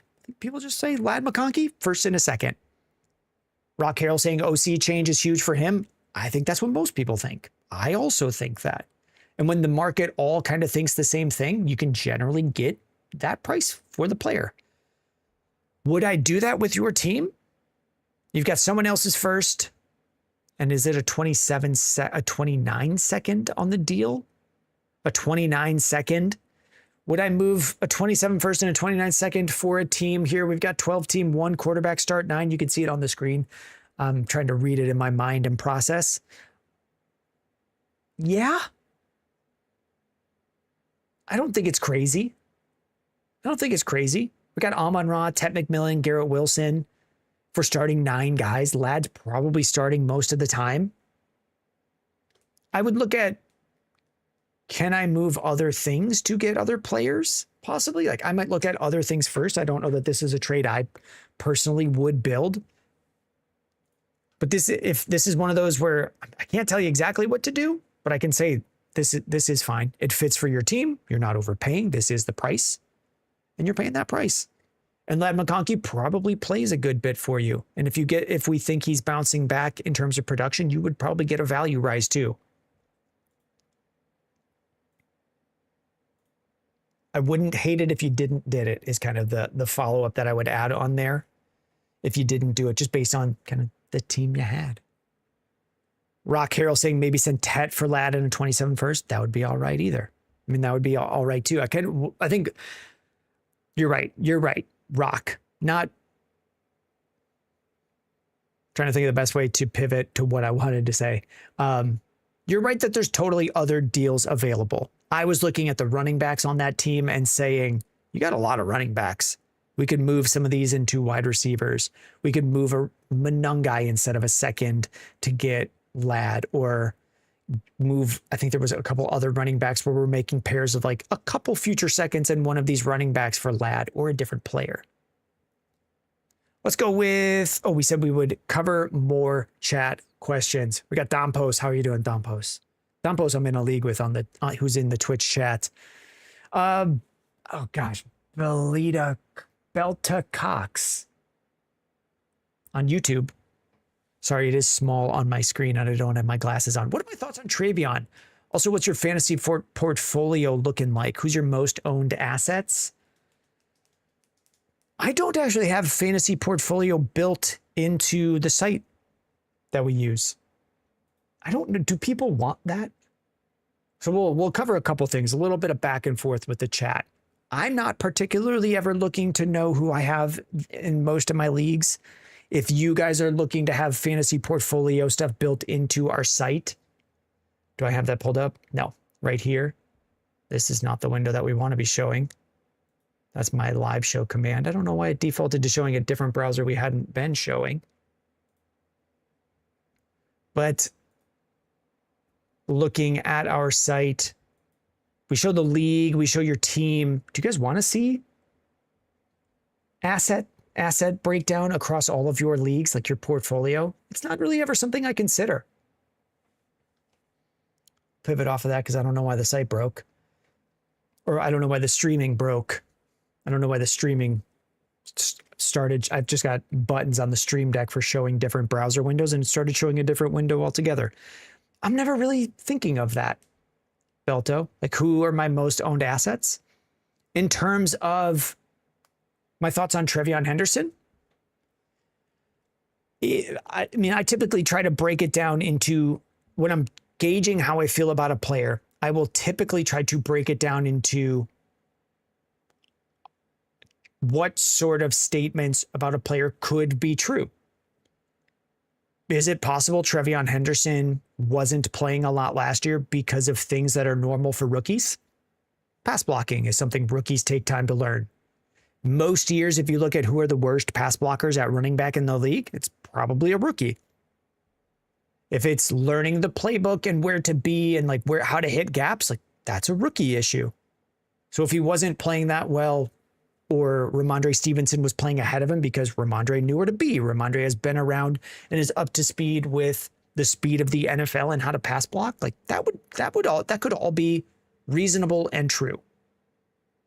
So if in year 2 we think Trevion gets better at that, could he get on the field more? We've seen him on the field perform really well, putting up monster fantasy numbers. So I'm kind of just holding out that the big upside that we thought Trevion Henderson had with his breakaway speed probably still exists. Jay Swan, I submitted one on accident. Jay Swan, let me know the sleeper username in the chat and then we'll write it down. We'll get you another credit, Jay Swan, and we'll skip that one as it comes up. Just submit it again, and after the show, I'll replace that trade credit. We got straight line smiley face. What's up, Jack? Now, is this the same straight line smiley face from last year? I think so. Ryder Wright, Joe Burrow. Is this Joe Burrow, Amon-Ra, Ladd, McConkey, and Olave, Chase Brown, and Tootin for running back and Laporta on the tight end? I don't know what I'm reading. Is this just your team, Ryder? We have been doing Dynasty team reviews, Ryder. Fill me in on what I'm reading here. Let's do a trade. We've got trade questions. As of right now, we've got 8 in the queue, so we're going to try to go through some of them. Some days we go 3 hours on the show. I don't know that I can make it to 3 hours today. Let's take a look at what we got. Sugar's Urgent Care. You guys let me know, how would you say that name? Sugar's Urgent Care. Go boys. The notes on this one say, I received the CMC side and want to know your thoughts. So when you're looking at the roster on Twitch and on YouTube, where you can see the roster of the person who submitted the question, they have already made this deal. They sent away Ja'Cory Krosky-Merritt and a first, a 27 projected late first for Christian McCaffrey and Tucker Kraft. I like McCaffrey and Kraft here a lot. This is a 10-team, 1 quarterback start 8. So the value in your head, if you're in a deeper league where you're thinking Krosky-Merritt's got a decent amount of value, not in this league. Not in this league. 10-team, 1 quarterback. We're starting 8 players on each team. That's 80 players starting a week. That's getting into the range of like, man, we're not starting Krosky-Merritt a lot. So if you're getting good value for Ja'Cory Krosky-Merritt, and I think we're getting monster value here for Christian McCaffrey and Tucker Kraft, we would need Krosky-Merritt to become really, really, really good in year 2 for this to start being a bad trade. Krosky-Merritt in a first probably gets you just Tucker Kraft, realistically, and then you're getting McCaffrey on top. Maybe you get Kraft in like a third in a future year as a closer deal, but you're getting McCaffrey on top. I think is a big win on the McCaffrey side. I like to fully speak through the trade for people who sent things in rather than just blurting out an answer. So if that one seemed obvious to you, that's why we talked about it a while. If it seemed obvious to you and someone submitted it, that means it probably wasn't obvious to them. And that's what we're here for. D. Levinson in Momo and Mo. I have a niece named Mo. Oh, Momo. Pop-Tart, that's you. Okay. Here we go, Pop-Tart. Thank you for hanging with us. I don't think I should accept this offer, but I'm curious about your thoughts. We'll see how we do. 12 team Superflex start 10, full point per reception, and a 0.25 tight end premium. Not nothing. Okay, on one side, and chat, Pop-Tart has been here the whole time, so chime in on this deal. Which side do you want to be on? Marvin Harrison or Tyler Shuck? Or call it Jackson Dart or Tyler Shuck, whichever player from each side you want to name in the chat. Let's see, Tipsy says bottom wins, not close. Montgomery, I haven't read it yet. How are we feeling on this deal? Marvin Harrison and Dart in a super flex, a lot of upside, or Montgomery, Olave, and Shuck. Well, how do we start breaking this down? I like Olave more than Marvin Harrison. If we can start to split things one for one, I think most people are taking Olave over Harrison. Like, that would be a pretty big win. And then Jackson Dart for David Montgomery and Tyler Shuck. Am I doing that a lot? Like, this is close. Which side of this are you? You have David Montgomery in a super flex where you have Shuck, Bryce Young, and Kyler Murray. The team named Shuck on these knuckles. You know, a lot of people are saying stay with Tyler Shuck. And I might stay with Tyler Shuck too. You agree on liking Olave better. I think a lot of people like Olave better. That doesn't mean that's what's going to happen, though. New head coach, new offensive coordinator for the Cardinals. We'll stay open to it. I would say I'm probably agreeing with chat here. See, Lions fan, I just don't believe in Marvin Harrison. They said the Tyler Shuck side. And sometimes that doesn't mean like, oh man, this is the only deal you could ever get, so we have to take it. Looking at the quarterbacks you have, like, yeah, we would get probably better quarterback in Jackson Dart. But if we're running Shuck and Kyler Murray, I think the way, I mean, I need to put my thoughts into a sentence, which I guess is how speaking works. A season's long and values and things will change within the first couple weeks. If Kyler Murray isn't working, then you can trade. You can go find another trade to get a quarterback. Maybe that's moving your first round pick to get a quarterback if that's the only thing you need. Maybe that's grabbing a veteran option and moving some of this running back depth you have, or then moving Olave and other things. I'd say let's hang out where we're at. Let's hang out where we're at. If you wanted to move David Montgomery to try to get a quarterback, I look old and balding when I take my hat off. Like, that's okay. We could try to find another one. We could try to find another deal. I'd say let's make sure there's no other deals available. Because I'm probably sticking with the chat on this one that I would stay with Shuck, thinking with that package of 3, you could possibly just get more. Or get a wide receiver that we feel stronger about. It's like the trade value of Marvin Harrison is still still heavily influenced by the potential upside that we just haven't seen. So maybe you just want to trade with a similarly valued wide receiver that is based more in production that's actually happened. So let's stay put or explore other ideas is the final phrasing on that. As I hit review, submit review, that should go through. That one closes out. Let's clear this off the screen. We're going to pull up R. Martins on the next one. Let's make sure we're not missing too many things in the chat. Like Daniel Oobs, do I have to pay $22 for the team review? If you want the team review, yeah. At most stores, you do typically have to pay for the thing. I'm sorry, I'm just being sassy. Just Sloppy on Twitch says, I think Shuck breaks out this year. I don't know that I agree. I mean, we just covered a trade where I said I would stay with Shuck, but some of that is just, I think you could get more for Shuck. I don't know that there's plenty of times where I tried to just not stick to a player take and try to stick to the market's take. We don't have to agree with it, but I don't trade too heavily outside of the trade market prices, because even if I don't like a player, most other people do. So when I say, yeah, you could probably get more for this package, including Shuck, and we have people saying, I think Shuck breaks out this year, I don't know that I agree with that, but I would be fine to sell Shuck thinking that he's going to break out to someone else. and I wouldn't sell him low if I didn't like him. And I don't know if I do. Hopefully that makes sense because I just said it about a bunch of times. We hit this one. Do we have other messages in the chat? We'll leave this on the screen. Lions fan, who is your football team? Chicago Bears. Chicago Bears. I'm in Chicago. This is a Cubs hat. I just don't like any of the Bears hats. Otherwise, I would wear a Bears hat. I do have some Bears jerseys, but I do feel kind of weird sitting in my house wearing a jersey if I'm not watching a game. Maybe I should be wearing a jersey. I don't know.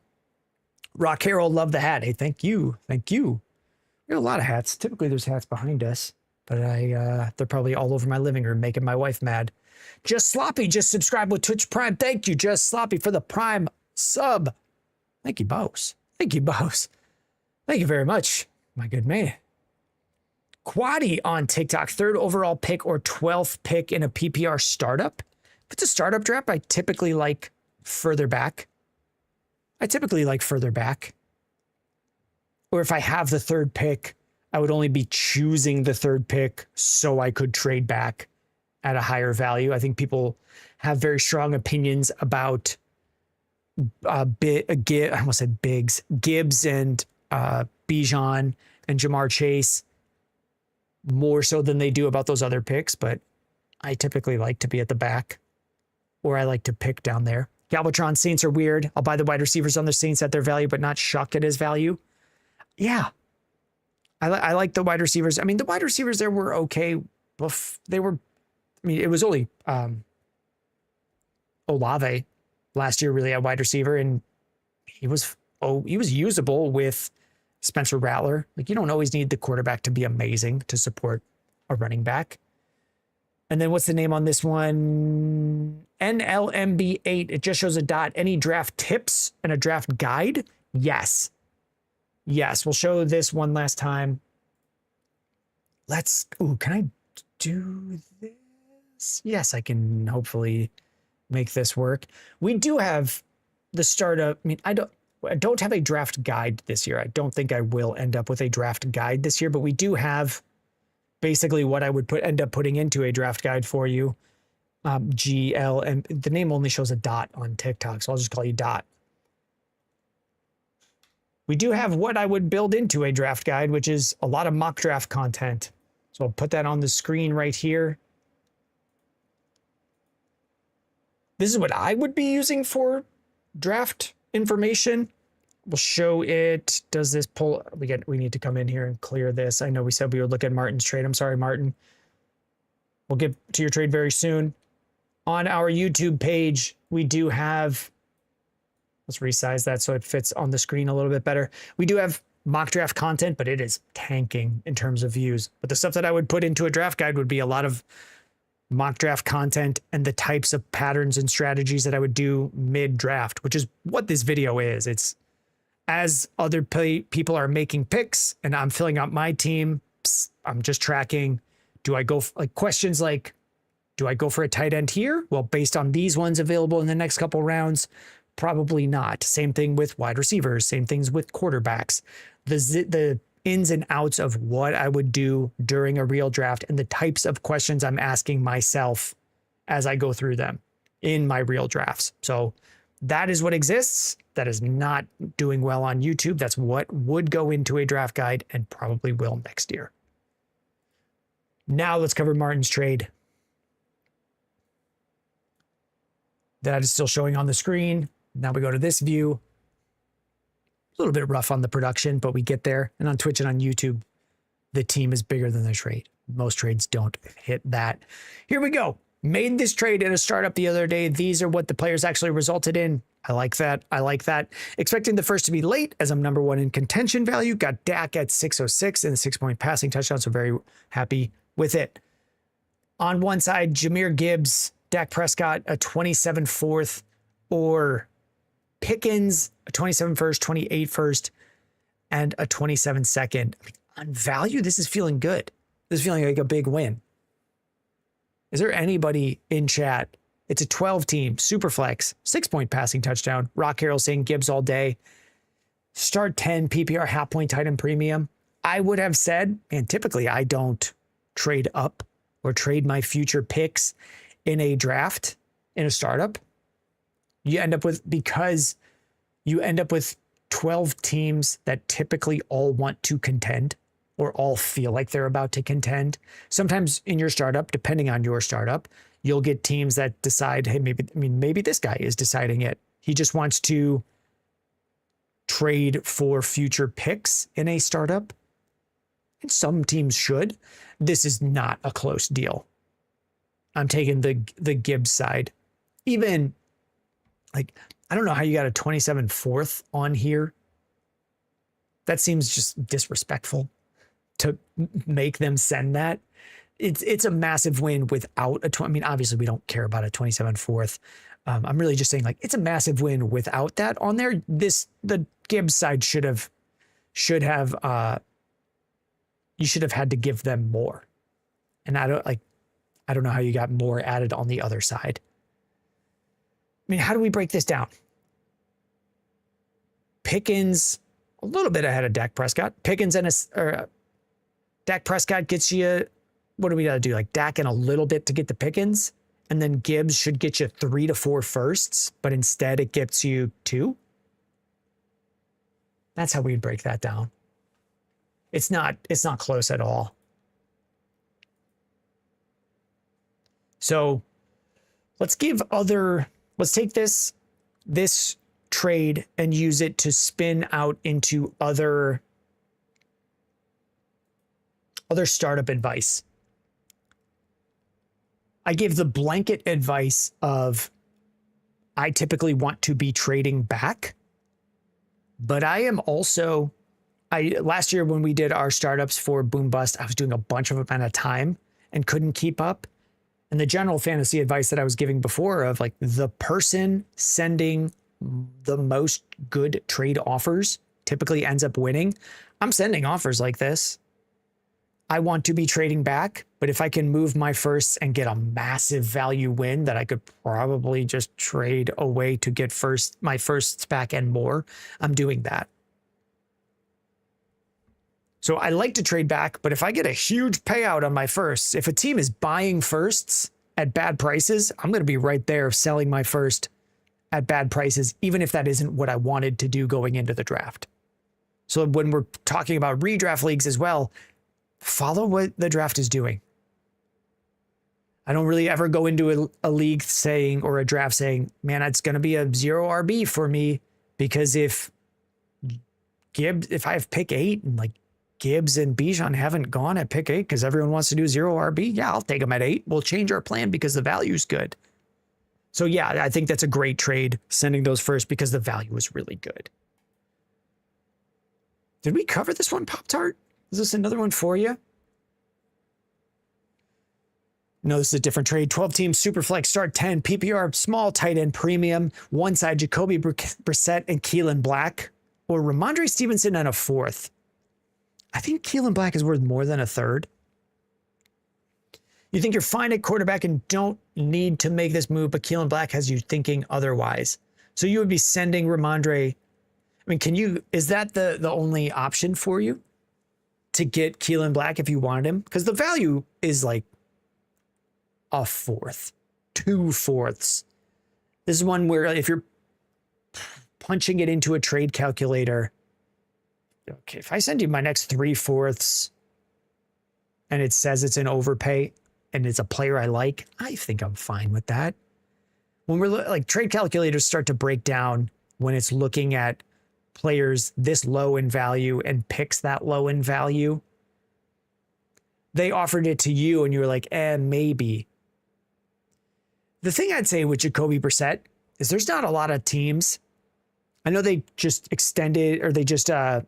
increased his pay for this year. There are not a lot of teams that we project will be picking top 5 in the NFL draft that keep their quarterback throughout the year. So for trading for a quarterback who likely loses his job, that is something I would consider. Like Kyler Murray was on a team that wasn't going to be that good. He could have come back and they just said, screw it, we'll go with Jacoby. We don't want him to get hurt or whatever reason they decided they didn't want to pay him anymore. And they just were starting Jacoby Brissett. Kyler Murray's in line to start for another team. They could have just kept starting him. If the Cardinals are horrible, if they're 1-7, is Jacoby Brissett still starting for them? I think they just start to see, like, what do we have in Carson Beck? And that would have me worried. So I'd say if I can get Keelan Black in a different way, sure. Or if he starts showing out in the early season, do I just pay the higher price and then not have to bring in Brissett? That's my general thoughts. The trade, like, this is probably one, if you punch it into a calculator, very, very even. But I kind of like Ramondre. I think Ramondre is, you're also looking to move Ramondre. He's tough to move. So if you wanted to do this and you thought that you could move Jacoby Brissett more easily at the same value, that's something. Like, that's a way I would think about this. If I want to move Ramondre, I'm fine with moving him for something I don't like if I think I can then move that thing more easily. So if I can move Ramondre for Jacoby and I think I can move Jacoby more easily, sure. And then the 4th for Keelan Black is fine. That one is submitting, and we'll hit the next one. Let's throw one more trade on the screen, and then I'll catch up with any chat messages. It's going through. There we go. That one's done. Let's put the next one up from Rude Dude. My screen says 6 in the queue. I see 6 on the Twitch feed, and then we'll check up on the chat messages. Oh, yeah, I did see the Pop-Tart to Bears. I did read that one, and I don't always remember if I've read something just on the screen or if I said it out loud.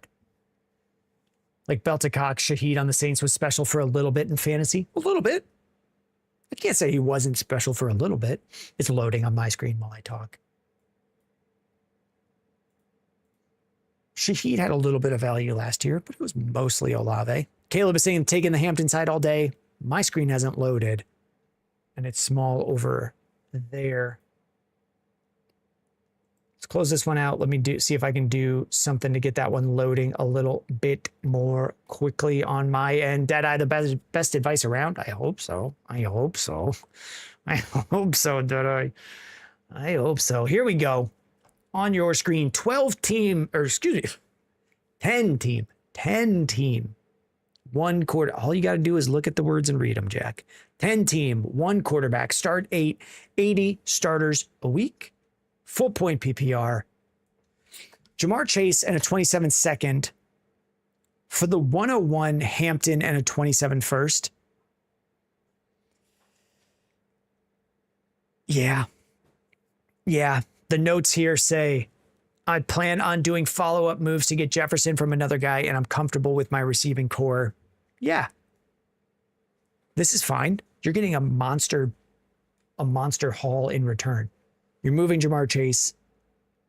The second I am fine with moving because I'm fine with moving Jamar Chase, but I really only want firsts or better back. Hampton definitely clears a first. The 101 is a first, but it's the best first, and you could get many firsts for it. And then a 27 first is there. So if we're looking at this, if I'm moving Jamar Chase, I typically like to go to like 1 player and a first, but I'm fine if we're going to, that's kind of where we're at with the 101. You could trade the 101 for CeeDee Lamb. If this was CeeDee Lamb and a first, I'd say like, oh, okay, I see it.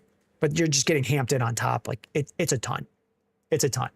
You're already in the notes. I'm already seeing like what I would want to see is let's now move this 101 for more players.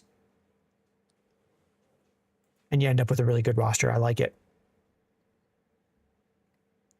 If there's ever someone in your league who looks at the top asset and says, I'll pay you way over, I am fine with doing that. And then we take those like when they give us a haul, even if it's picks, we just take those picks and trade them back for players. Right, K Veritech in the league. Actually, I said I would look at chat messages. AJP just sent my trade review. Okay. I don't know which one you are, but hopefully we'll get to it. OZ Boorman, Gibbs and Prescott, no matter what the settings. Okay. Some of these are just responses to trades. Dirk Diggett, Kraft and Scatabo for this year's first round pick and DeAndre Swift. Dirk just submitted a trade review. So I think that's, I was about to say, Dirk, sounds like a trade. You just pop that. Maybe this will know, like right there. But it sounds like you did. Who would you keep, Drake May or Caleb Williams? Probably Drake May, Pop-Tart. Probably, I mean, Drake May is generally considered to be higher value. The Bears fan in you says Caleb, but take Drake. You just got to go with what other people think. Here we go. K Veritech, let's put this one on the screen. I like my Bears players, but you just can't overvalue them. Okay. Can I get this one on the screen? Because this is a Drake May question. It's there. Here we go. On the Drake May side are the notes. Offered giving that up, was told it was not enough. Thoughts? This is a 14-team, 1 quarterback start 8. The Drake May side offered giving that up, was told it was not enough to get Jaden Daniels, Jefferson, and a first. I think I agree. I like Jaden Daniels. This may be the manager on the Jaden Daniels saying they also like Jaden Daniels. Just going off market values. Yeah, this one's not that close. It's not that close. 14-team, 1 quarterback. Justin Jefferson's the most valuable piece by far. So what's an easier way for me to break it down to make it feel like, man, yeah, this one is not that close? Because the guy said it was not enough, and I definitely agree. I'm not surprised that the Jaden Daniels manager would not do this deal. It's probably closer to like Drake May and Ibuka alone for Justin Jefferson. That's the overpay rate, especially in a league. If 14 teams start 8, it's not that shallow, but it's in that range. That's where we're looking. And then does Kyle Pitts get you Jaden Daniels? No. Does Kyle Pitts get you a first? No. So maybe we're hitting that overpay tier if we're saying Drake May and Ibuka for Justin Jefferson. But then the rest of the deal doesn't make any sense. Kyle Pitts doesn't get you either one of those assets, even if there's some like value spillage. That's not really a word. Like you're overpaying for Jefferson, so you get a little bit of value on the side and you pair that. No, it's the Jaden Daniels side. Definitely has way, way more on it. Tim Anderson's face is the next trade. I think I like that. This is, oh boy.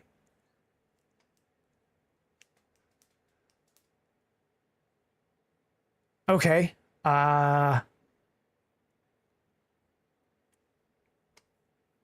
We'll take a look at this. So on your screen, it's going to say a 32-man league. And the notes say, ignore the tags. I use ESPN and cannot select my league. It's a 12-man, 1 quarterback PPR league with regular lineups. We've covered a lot of trades here today. They have all had different lineups. It's kind of why we use the tags. So we'll do our best to talk about this. We won't be able to see any of the league.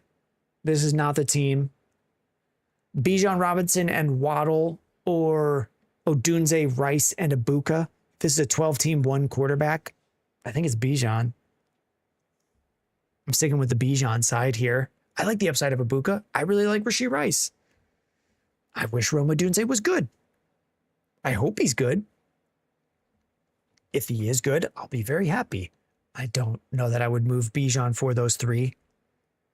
It's much closer. It's much closer if we're sending Bijan and no Jalen Waddle for those 3 than it might be those 3, but Jalen Waddle is too much of an extra piece on there. I really like Jalen Waddle going to Denver. So I'm sticking with the Bijan side, and we won't spend too much time on that one because I don't actually have the full context of what the scoring is to really gauge how the trade goes. It said regular lineups. I gotta tell you, we have a lot of different regular lineups. Everybody's lineup is regular to them. But then it's different from the next guy. Here we go. Daniel P. Beta Boys. With next trade, I made it already and got Bowers. Okay. 27 first and Warren for Bowers. That's the price. That's the price. This is one like, yep, no issues. No issues at all. If I have Bowers and I'm looking to add more pick equity, this is what I sent. I sent Bowers for Warren and a first. I like both sides of this deal. For your team, how do I feel about it? Looks like you sent a 27 first. You still have a 27 first. We got Love and Daniel Jones in a super flex. Judkins, Walker, Henderson, feeling all right. Good enough to go. Ibuka, Odunze, Javonte, Jordan Addison. We're starting 8. I may have stuck with Warren and sent this first to up tier somewhere else because I think we're going to get, like Rock Carroll is saying, I'm sticking with Warren. I think I would have stuck with Warren. I think he's a little bit undervalued. When I was saying the price is Bowers for Warren and a first, like I typically like to be the Bowers side and getting the first and then taking that first and doing what I'm saying I probably would have done here and sent that first with Jameson Williams. I almost said Javonte. Jameson Williams to up tier or up tier from Jordan Love or up tier from Daniel Jones with that first.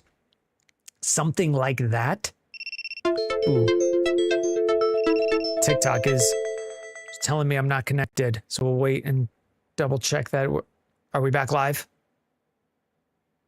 Should be back live. We should be back live. Daniel saying still have 2 firsts where I can up tier. You do. You do. You're not wrong. If you did that as well.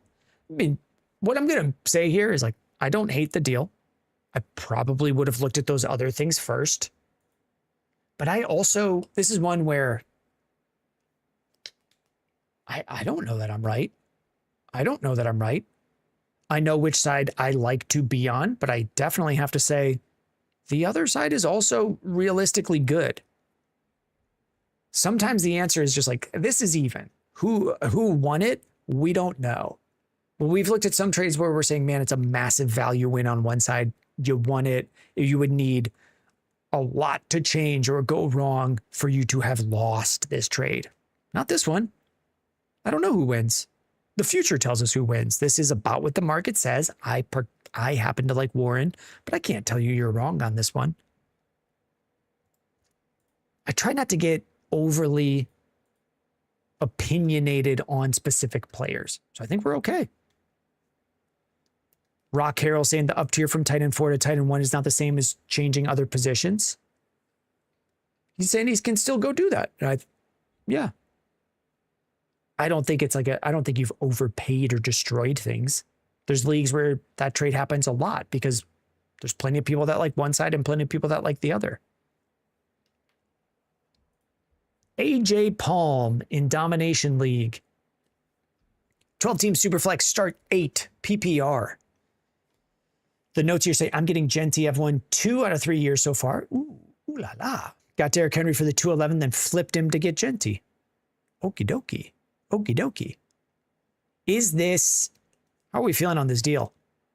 Sending Derrick Henry, 27 first, 28 first, a 28 second. You get a 27 third back and you get Genty.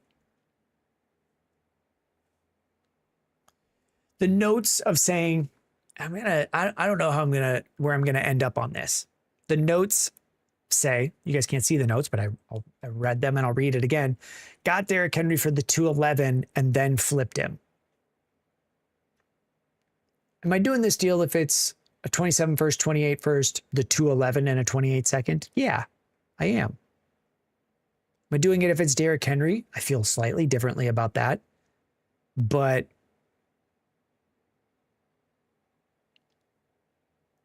I don't know how I feel. Getting a player super cheap, I typically say don't then sell them super cheap. Could you have gotten like a 27 second on here or 220? Maybe that's where I'm looking at it. Like you could have gotten a smidge more, but I don't hate it. mean, the deal's already done, I guess is what we're saying, or you haven't done it yet, but oh, you haven't done it yet. You could ask for a little bit more is really it. Rock Harrell saying you stole Henry, get more for him. And I think that's where I am as well. You did get Henry incredibly low. That doesn't mean you shouldn't get paid out entirely for him. So you could probably get a 27 second. You could ask for another third here and it wouldn't be obscene. That's kind of where I'm at on this one. But if you did it just like this, I also don't hate it. But do the work. You could probably get more. I'm Timeless. How's it going? It's going great, Timeless. It's going great. How are you? We've got this one here. Ram this up yo ass is the username. And I did not say ass, Mom. Ram this up yo ass asks. We got two sides here, 4 players. Cam Scatabo, Tucker Kraft, or the 102 and DeAndre Swift.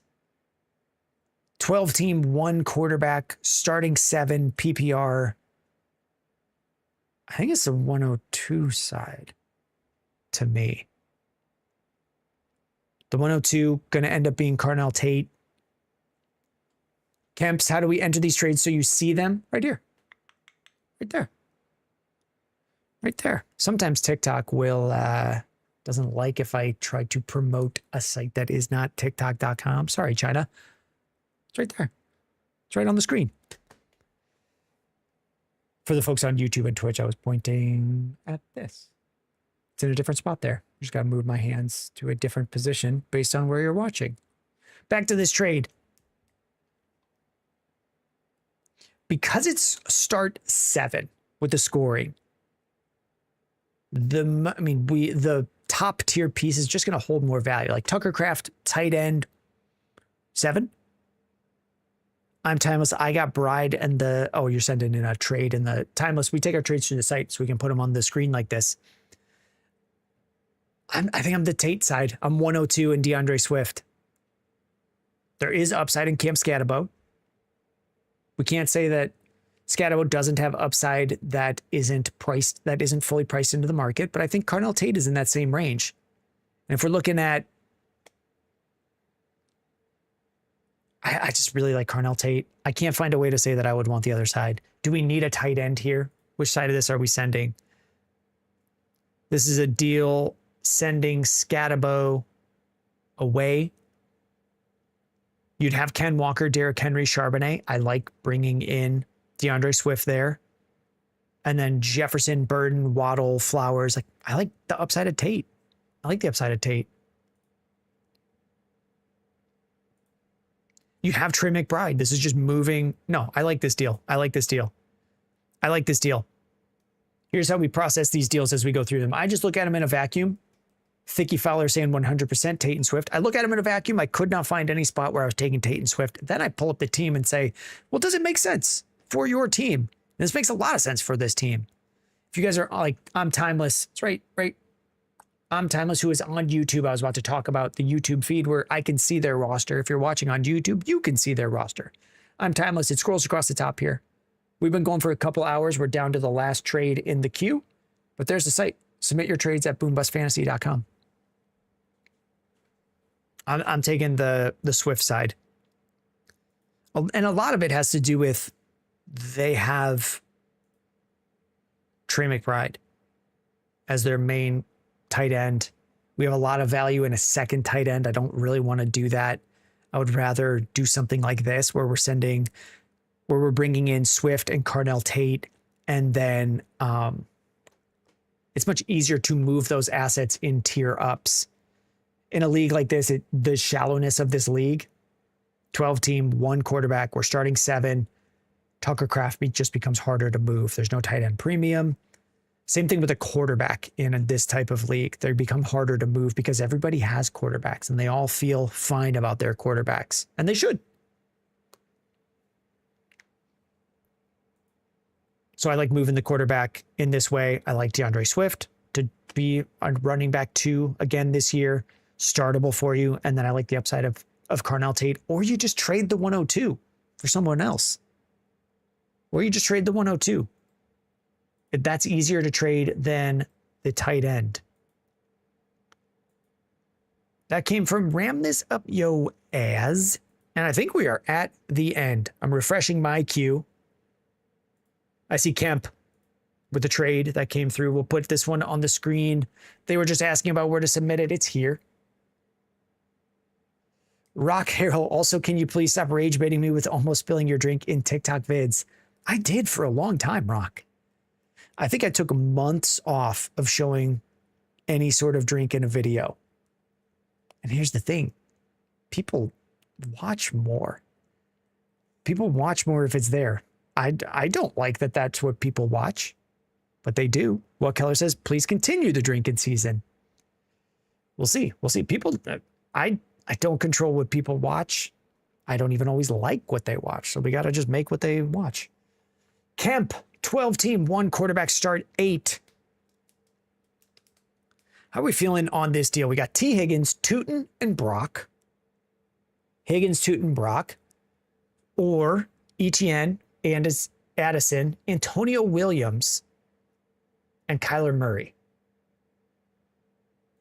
This is a team sending Kyler, sending Antonio, sending Jordan Addison. I think I like this side sending Kyler away. I like the Brock Purdy side. Pop-Tart, thank you for hanging with us. Take care. I think I like the T. Higgins side. What I'll say about this, we're sending Kyler. This team has Kyler Murray and Tyler Shuck in a 1 quarterback league. We don't love that. I like Kyler Murray, but I understand that nobody really wants him. I'd be fine moving on from him in this deal. If I didn't have to send Kyler away, I'd be okay with that too. But doing the up tier to Brock Purdy, probably top 12 this year. It gives you a slight up tier. It at least gives you an up tier in trade value right now. We'll say that. I don't know that Brock Purdy outscores Kyler Murray this year. Kyler Murray, when he plays, he's top 10. We could pull up his stats. Any year he starts and finishes the year, he's top 10. I kind of like moving on from Antonio Williams in this league where we're only starting 8. There is real upside in Antonio Williams, but every year there's a guy like this and they often don't become anything. And now we're getting paid out while they're still hype and we're getting cut full price for Antonio Williams here. I don't love selling Jordan Addison. I think he's a good buy low option. I like Travis Etienne. And if I'm bringing in Bashal Tootin on the other side, I probably just want to move on from Bashal. Rock Harrell says start 8. This trade is wild. I think T. Higgins is the biggest piece here. So I'm probably taking T. Higgins. Good, Steve. How are you? Is he timeless on the YouTube sub? Thank you very much. I think the T. Higgins side works here. This is, for the league that you're in, just getting T. Higgins, getting Brock is probably the clear win. And moving on from Antonio Williams in a league format where he doesn't actually have that much value. The upside isn't that high because the starter count is much lower.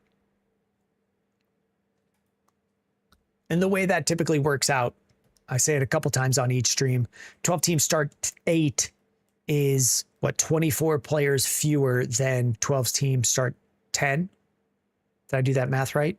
12 teams, you start 12 players going, or you lose 12 players going from start 10 to start 9, and you lose 12 more going from start 9 to start 8. All of the value of those 24 starters just goes up.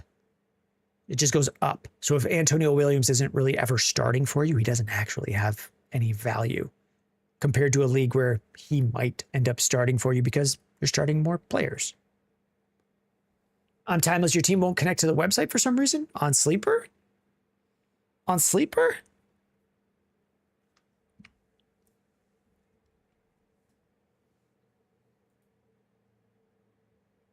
Type your sleep. We're at the end. Type your sleeper name. We're at the end of the queue. If you put it in the chat, I'll pull it up. I'll take a look at it.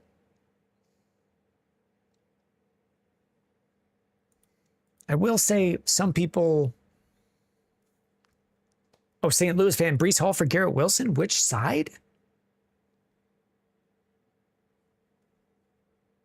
We take all of our stuff. Username, am I still doing team reviews tonight? We were at the end of the show, but yes.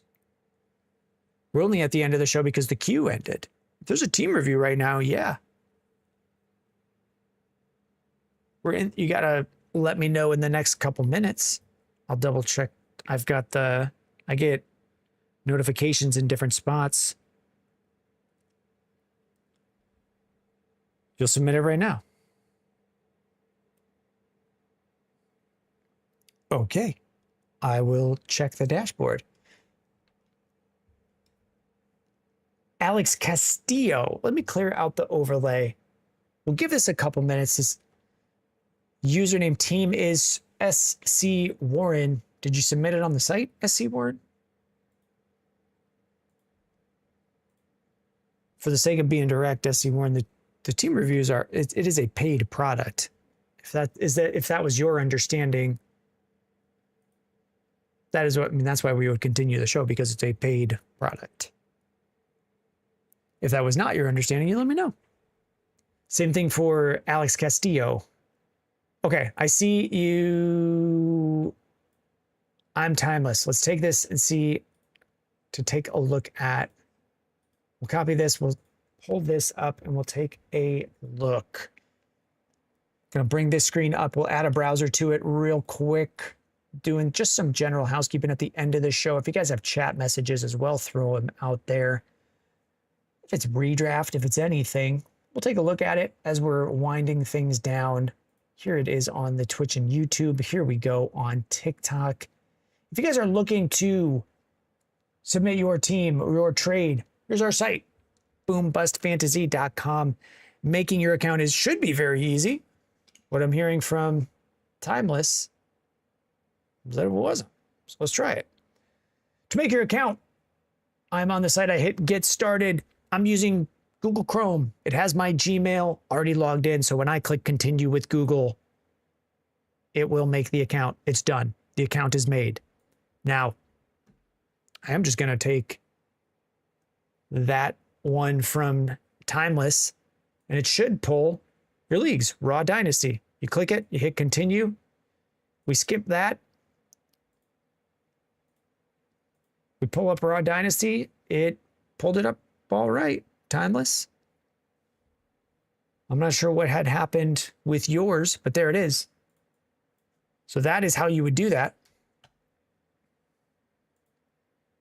That is how you would do that. So we'll sign out. I've already disconnected your name from that account. We'll run through that demo super quick again. We'll hit create the account, and I'll pull it up with my accounts. You just type your sleeper username in right here. Mine is my first name, my last name. You could steal my identity if you would like to. Weird, it's just loading nonstop for me. Oh, shoot. Just click the top right and select your league. That's what I did, and it changed it. So when I hit this, I might actually have the same issue. Maybe it's a Chrome issue. Mine loads like that. Just come up here and click it again, and that has typically fixed it for me. I haven't seen anyone else have that bug. Timeless. Deadeye says, no, thank you. And then a picture of me and bunny ears. Let me know if that one worked for you. Let's see. Username 219 said they were submitting a team review. I will take a look to see if that came through. It did. No, a trade did. A trade did. We've got a trade. Timeless, that worked. We've got submitter from Snugs. We've got a trade, and then Timeless should get their trade in. Okay, thank you. That worked. I mean, I'm sorry that it didn't work right away. Let's put this one on the screen. Looks like we're having a couple of issues. I'm going to have to change something with the hosting. I think when we're getting too many people on the site, it stops working.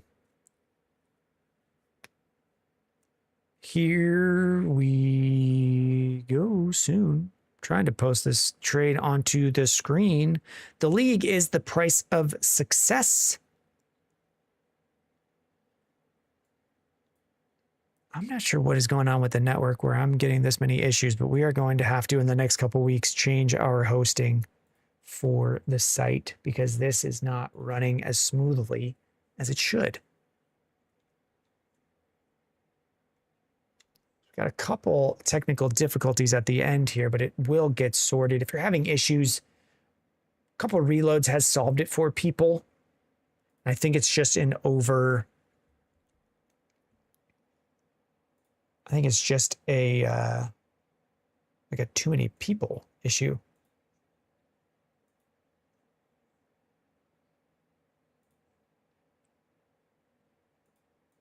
I'm trying to get this one onto the screen. Let's see if it shows Jacobs. If it goes through. Okay. Here's Jacobs, then we'll pivot back to the other one. Brock Bowers or Trey McBride in a 27-second. Deadeye says worth the wait. Thank you, because it feels real bad to try to vamp through situations like that. In this deal, in this league, 10-team, 2 quarterback. You got the Trey McBride side, just not 100% sure if it was worth it, with Mendoza coming in.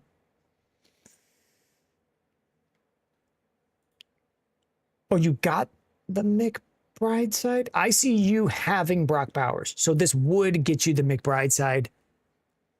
Yeah, typically like this, I am all right with doing a deal where let's try to show this in another way. We've got your trade here, Brock Bowers, Trey McBride. I am all right if we do something like this. What I typically will look at, I'm going to pivot to showing something else on the screen, is a site like this, and we'll just point you to it.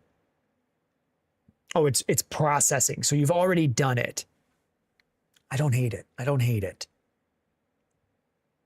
I will pivot to showing this startup ADP.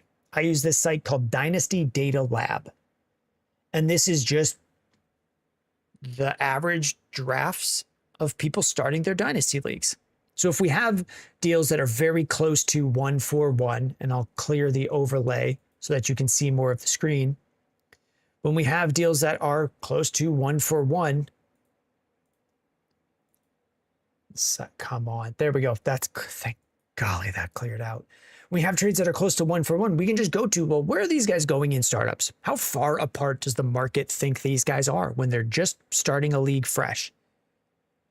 And we've got Brock Bowers first round, Trey McBride 7 picks later.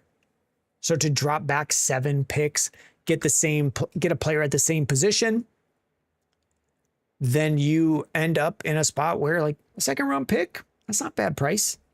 You can then take that 2nd round pick and up tier somewhere else. I like Trey McBride. I like Brock Bowers. We don't know who's going to finish first. So getting an extra 2nd round pick that you can then trade to a situation where you're going from, I mean, let's look at your team.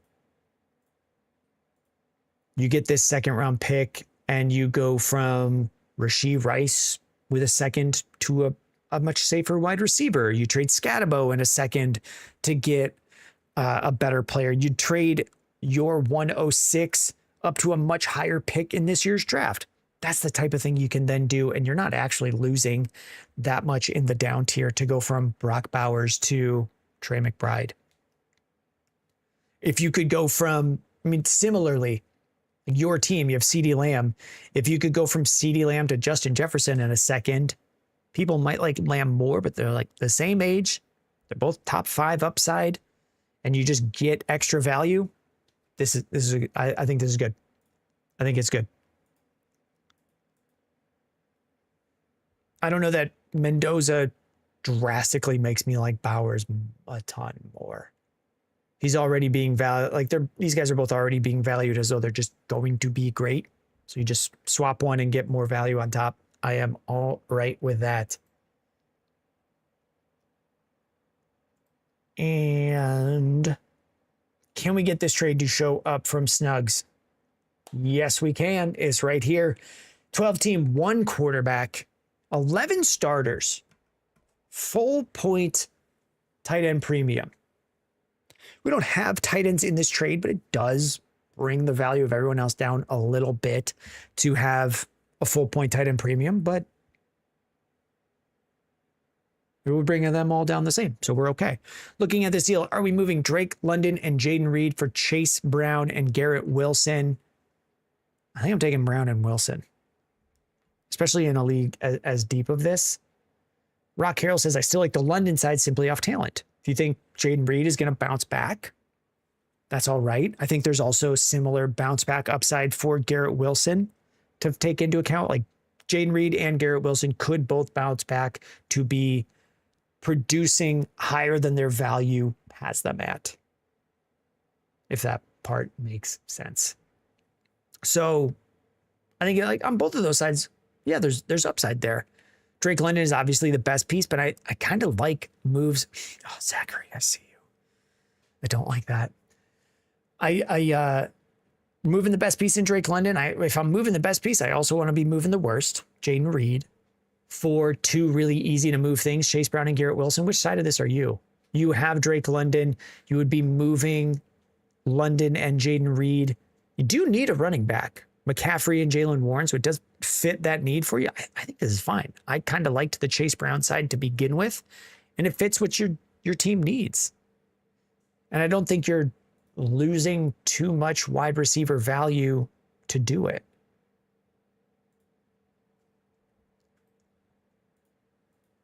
I do see user 219 with a team review submitted. So let's pull it up. At the buzzer submits one. Did I miss that? The message from them? Just bought the team review credit. Want to know if I should tank or contend. Submit it. Submit it. I see a message from Dylan. We're going to answer Dylan's message. Username. I think that you said the team name was SC Warren. You'll have to do this. Yeah. You'll have to come to team advice and hit request team review. Make sure that you have the league that you want it for selected. It'll show that you have a credit and you hit request team review. It may take a second to load upon page load. When you load the page, it goes to the database and checks your credit count.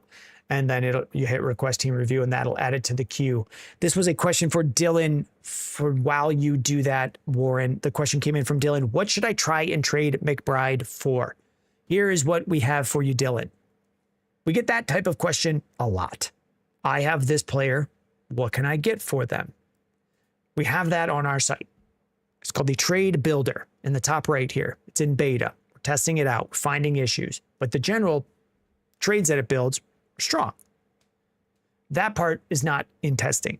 What we have here is, say you want it, your trade is, what should I try and trade McBride for? I don't have McBride on this team, but the logic is still the same. Let's say I wanted to move JSN. So I click JSN. Let's say I wanted to move him with Javonte Williams. I click Javonte Williams. As I've been doing that, it has been building trades here saying, here's what you could get for those players. So in your situation, you would click Trey McBride and it would build out fair value trades that you could get for McBride. I will add that when you're trading things at the top end of the market, if I add in more things, it will show one player packages. There is no one player that you could get for JSN and Javonte Williams that would be fair. So pretty soon we'll change this to not show that. But right now it shows it and it says it favors them because obviously it favors them. But it builds trade packages. If you wanted to say, move JSN for Javonte Williams and make sure you got a wide receiver and a running back in return, you can say, I want packages of two players where one of them is a running back and one is a wide receiver. And it has built those. Genty and AJ Brown, Gibbs and Marvin Harrison, Gibbs and Rashee Rice, Jeremiah Love and Jordan Tyson. So when you're looking at that, Dylan, and you want to move a specific player, this is what we look at. Kemps, your site is the best. Thank you very much. Surprised more people don't know about it? It's very new. It's very new. Thank you for saying that. We do all right on user count. We do all right on user count. Let's check. Did this come through from Warren? There it is. Let's pull this up. I need to go to a different page to pull it up. Some of the site is not great for me, but you don't see that part, Camps. Open this team review up and let's take a look at it. Here's what we do for our Dynasty team reviews. We got an 8-team, 16 starters. Okay. PPR, they call it Average Joe's, 8-team, 16 starters. Warren, how many teams make the playoffs in this league?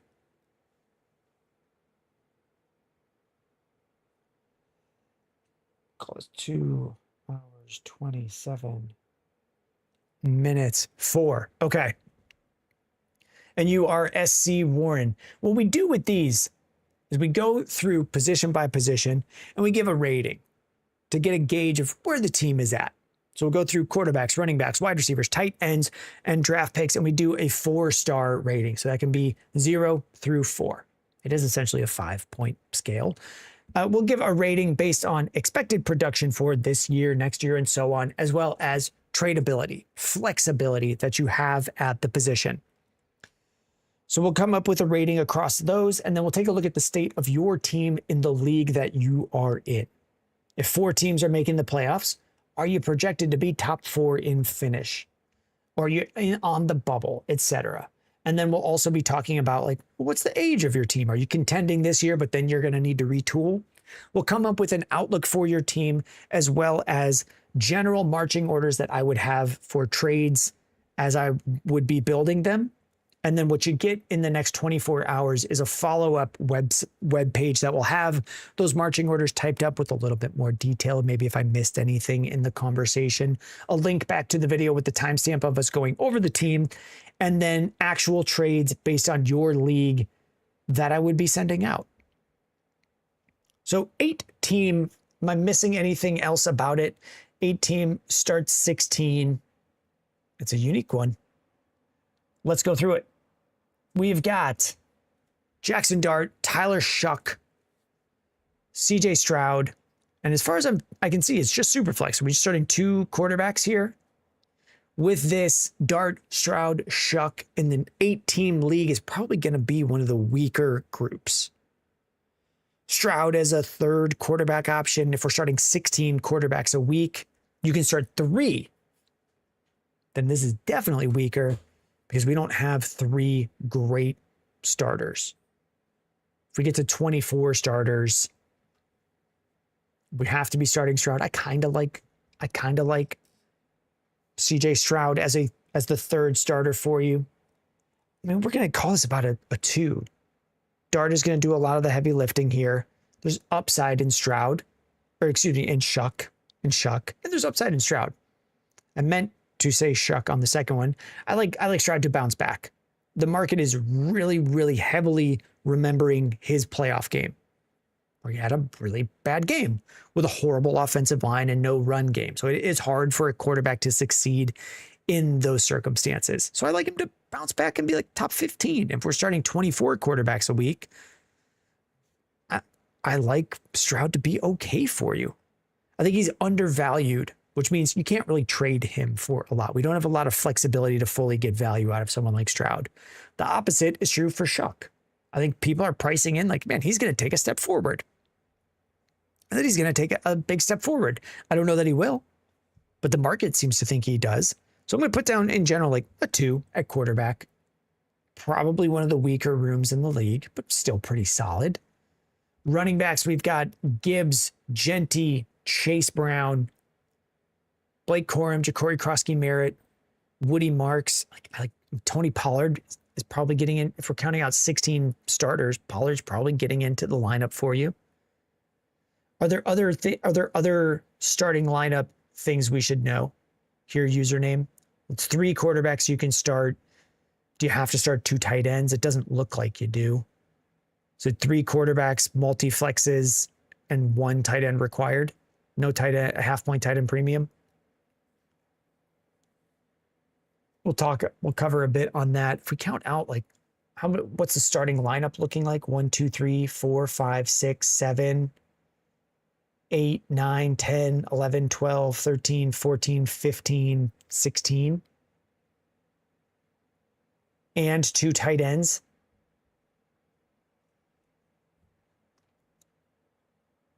Okay, you have to start 2 tight ends. That's rough with what you've got here. We'll keep going on the running backs, then we'll try to cover more of it. So 3 quarterbacks, 2 tight ends, 16 starters. Okay, Gibbs, Genty, Chase Brown, Corum, Ja'Cory Krosky-Merritt. You might want this to go deeper to give it a 4. I'm going to write down 3 here on running backs.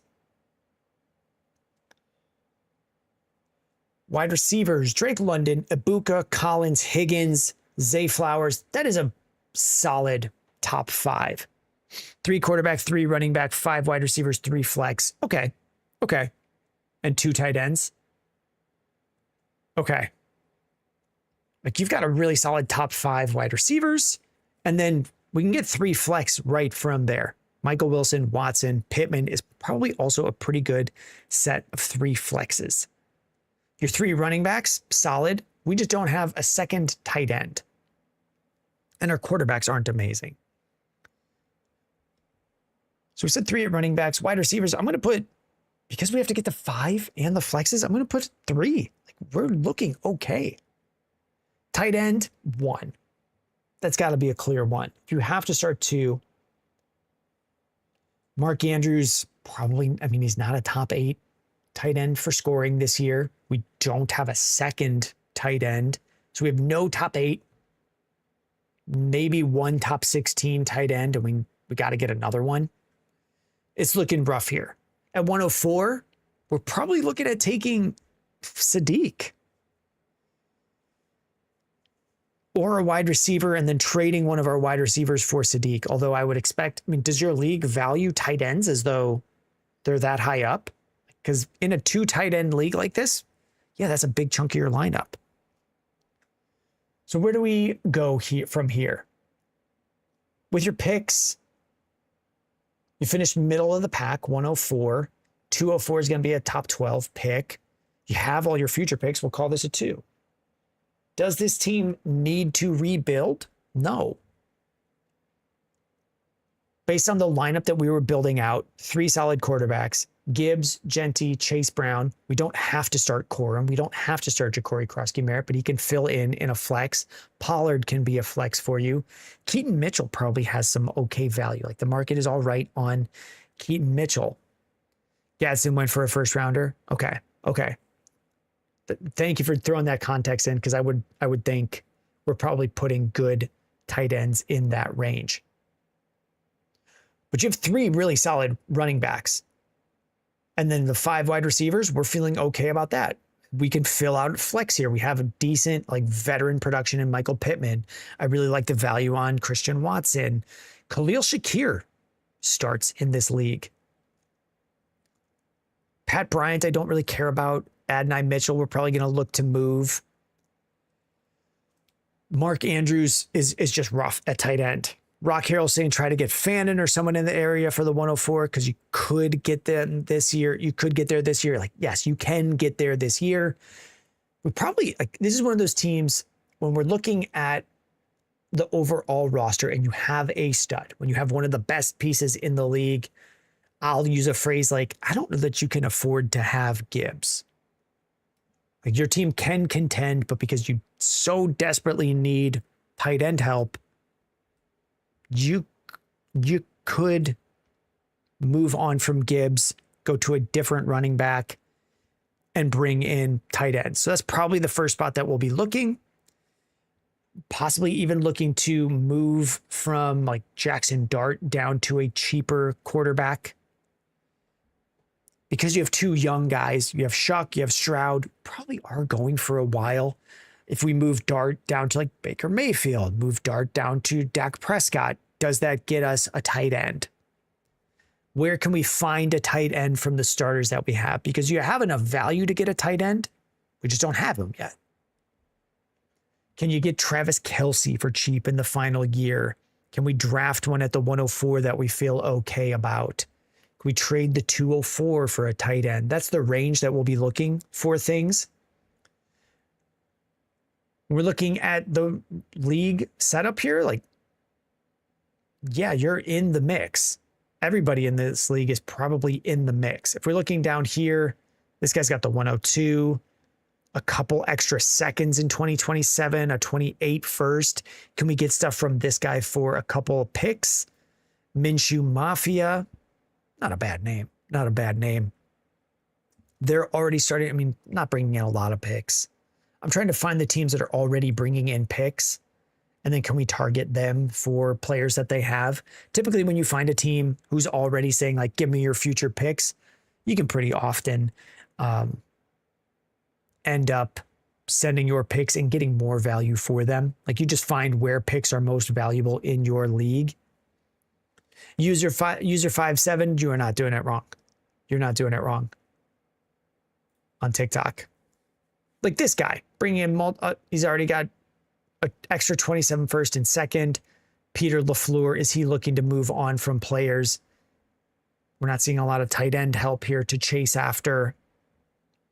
But can we pivot our picks for other things? This is a spot where I'd say be open to moving your picks for other things that the person who has extra tight ends might want. If they don't want to bring extra firsts or extra seconds or extra thirds in, or just put current pick value in, then you trade your picks to someone who does want those for assets that you could then move for tight ends.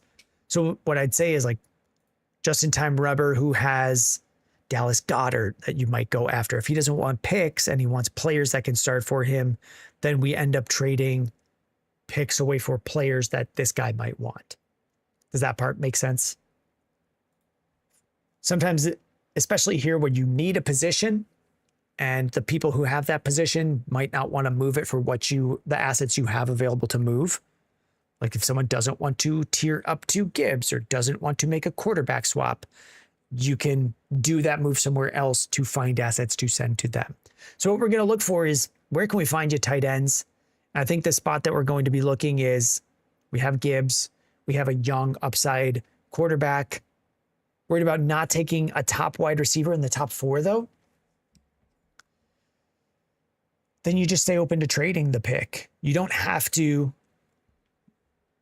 always have to make all of your picks. I don't know how long your draft clock is, but mine's 8 hours, and I'm usually using the full 8 hours, working the wire, finding what the market is for the pick, who's offering the most, what options become available. And sometimes I see what's available and then wait a couple hours, because I know that a couple hours later, I'll have a different idea and I'll see if that idea is available. Like, use the time that you have. If you have it, you might not have a long time. Rock Harrell, the biggest mistake in Dynasty is thinking you have to take your picks. Yeah, trade your picks. Trade your picks. Trade for other people's picks. The biggest mistake is not just always checking what the price is on the stuff you want, or just in general. The more time that you take checking what the price of something is, like, that's how you find when people are willing to sell something for cheap. So with that said, like, somebody might like you can also do that as the reverse.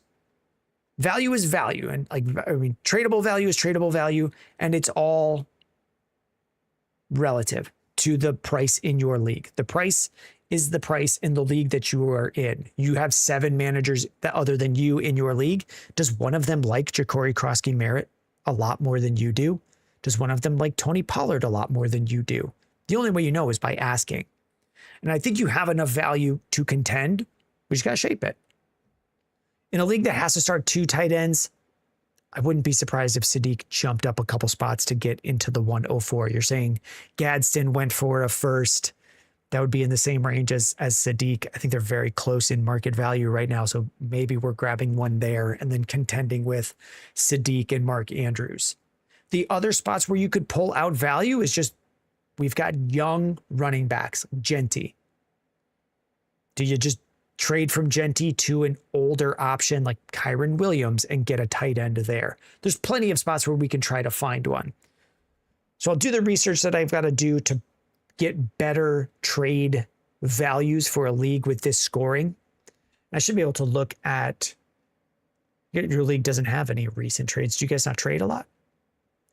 Stowers goes 107-ish. Even in a league like this, Rock, where you have to start 2 tight ends, that should boost him up. Half-point tight end premium, but you have to start 16 each. Actually, now that I think about it, it's only 16 tight ends that have to start each week. I kept thinking it was much deeper. So we'll come up with some trade values, some ideas. It's kind of like Superflex for tight end, kind of. Yeah, Alex, it's like Superflex for tight end, kind of, but it's 16 tight ends have to start. And for a minute, I was thinking that it would be closer to 20. Just getting up to speed with the scoring for the league here. So we'll try to find you some, but that's that's not hard to do. People love Jahmyr Gibbs. And it's just making sure that we find deals that get you what you want. The notes that I'll say of what I've seen people do in follow-ups from these, if we are saying move Jahmyr Gibbs to get a tight end, we're going to be sending Woody Marks. We're going to be sending Ja'Cory Krosky-Merritt and saying, I'm sending you the best piece in the league. You have to also pay for one of these junk pieces. I don't know how many people here play, like, the way I think of that is because I also play video games. When you go to the store, when the Nintendo Wii came out 20 years ago, you had to buy a bunch of crap with it. Everyone wanted one. You had to buy a case for stuff. But you had to buy a bunch of crap you didn't want because the store had the power. They had a limited set of the asset. You have the best asset in the league, one of the top assets in Gibbs. If you end up trading them, you have the power to say, you have to pay for Tony Pollard. You have to pay for Khalil Shakir and give me that value as a usable tight end on top. So I would say stuff like that. And that's what we'll have written up in the write-up for you. So thank you very much for submitting this one. This is a fun one. Like if we're moving Gibbs, we move Wilson at full price and say, I don't want to risk it. You'll pay for it and you'll bring that on, but I'm getting great tight end and great down tier value in Gibbs. So we'll come up with some trades. That'll be in the write-up for you. But yeah, I don't think you need to tank it. I don't think you need to tank here. If you did, I don't hate it, but you're just as likely as anyone else to be in the top 4 to make the playoffs. Let's pivot out of there and let's see. Did other trades come through? Did other team reviews come through? We're at 2 hours, 43 minutes so far on the show. We'll check the queue again. Otherwise, we gotta wrap it up. It is getting too late in here. And I'm getting this 502 error. There we go. That is done. That came in from S. Warren, SC. Thank you very much. We're going to wrap it up. We're going to wrap it. If you're on Twitch and YouTube, it shows 0 trades in the queue because we are at the end. Thank you very much, guys, for watching. If you had a trade question you want to see the answer again, that exists on YouTube on the live feed. When we end the stream, I think the video goes away for a bit and then it comes back from YouTube. I don't do any of that. It handles it on its own. We will be back on Monday, 7:30 Central Time, going over these again. Thank you very much, girls and guys. I will see you guys in the next one. Good, Steve. You've been here this whole time? Good, Steve. Why? I don't think you even watch football. Good, Steve. We're going offline.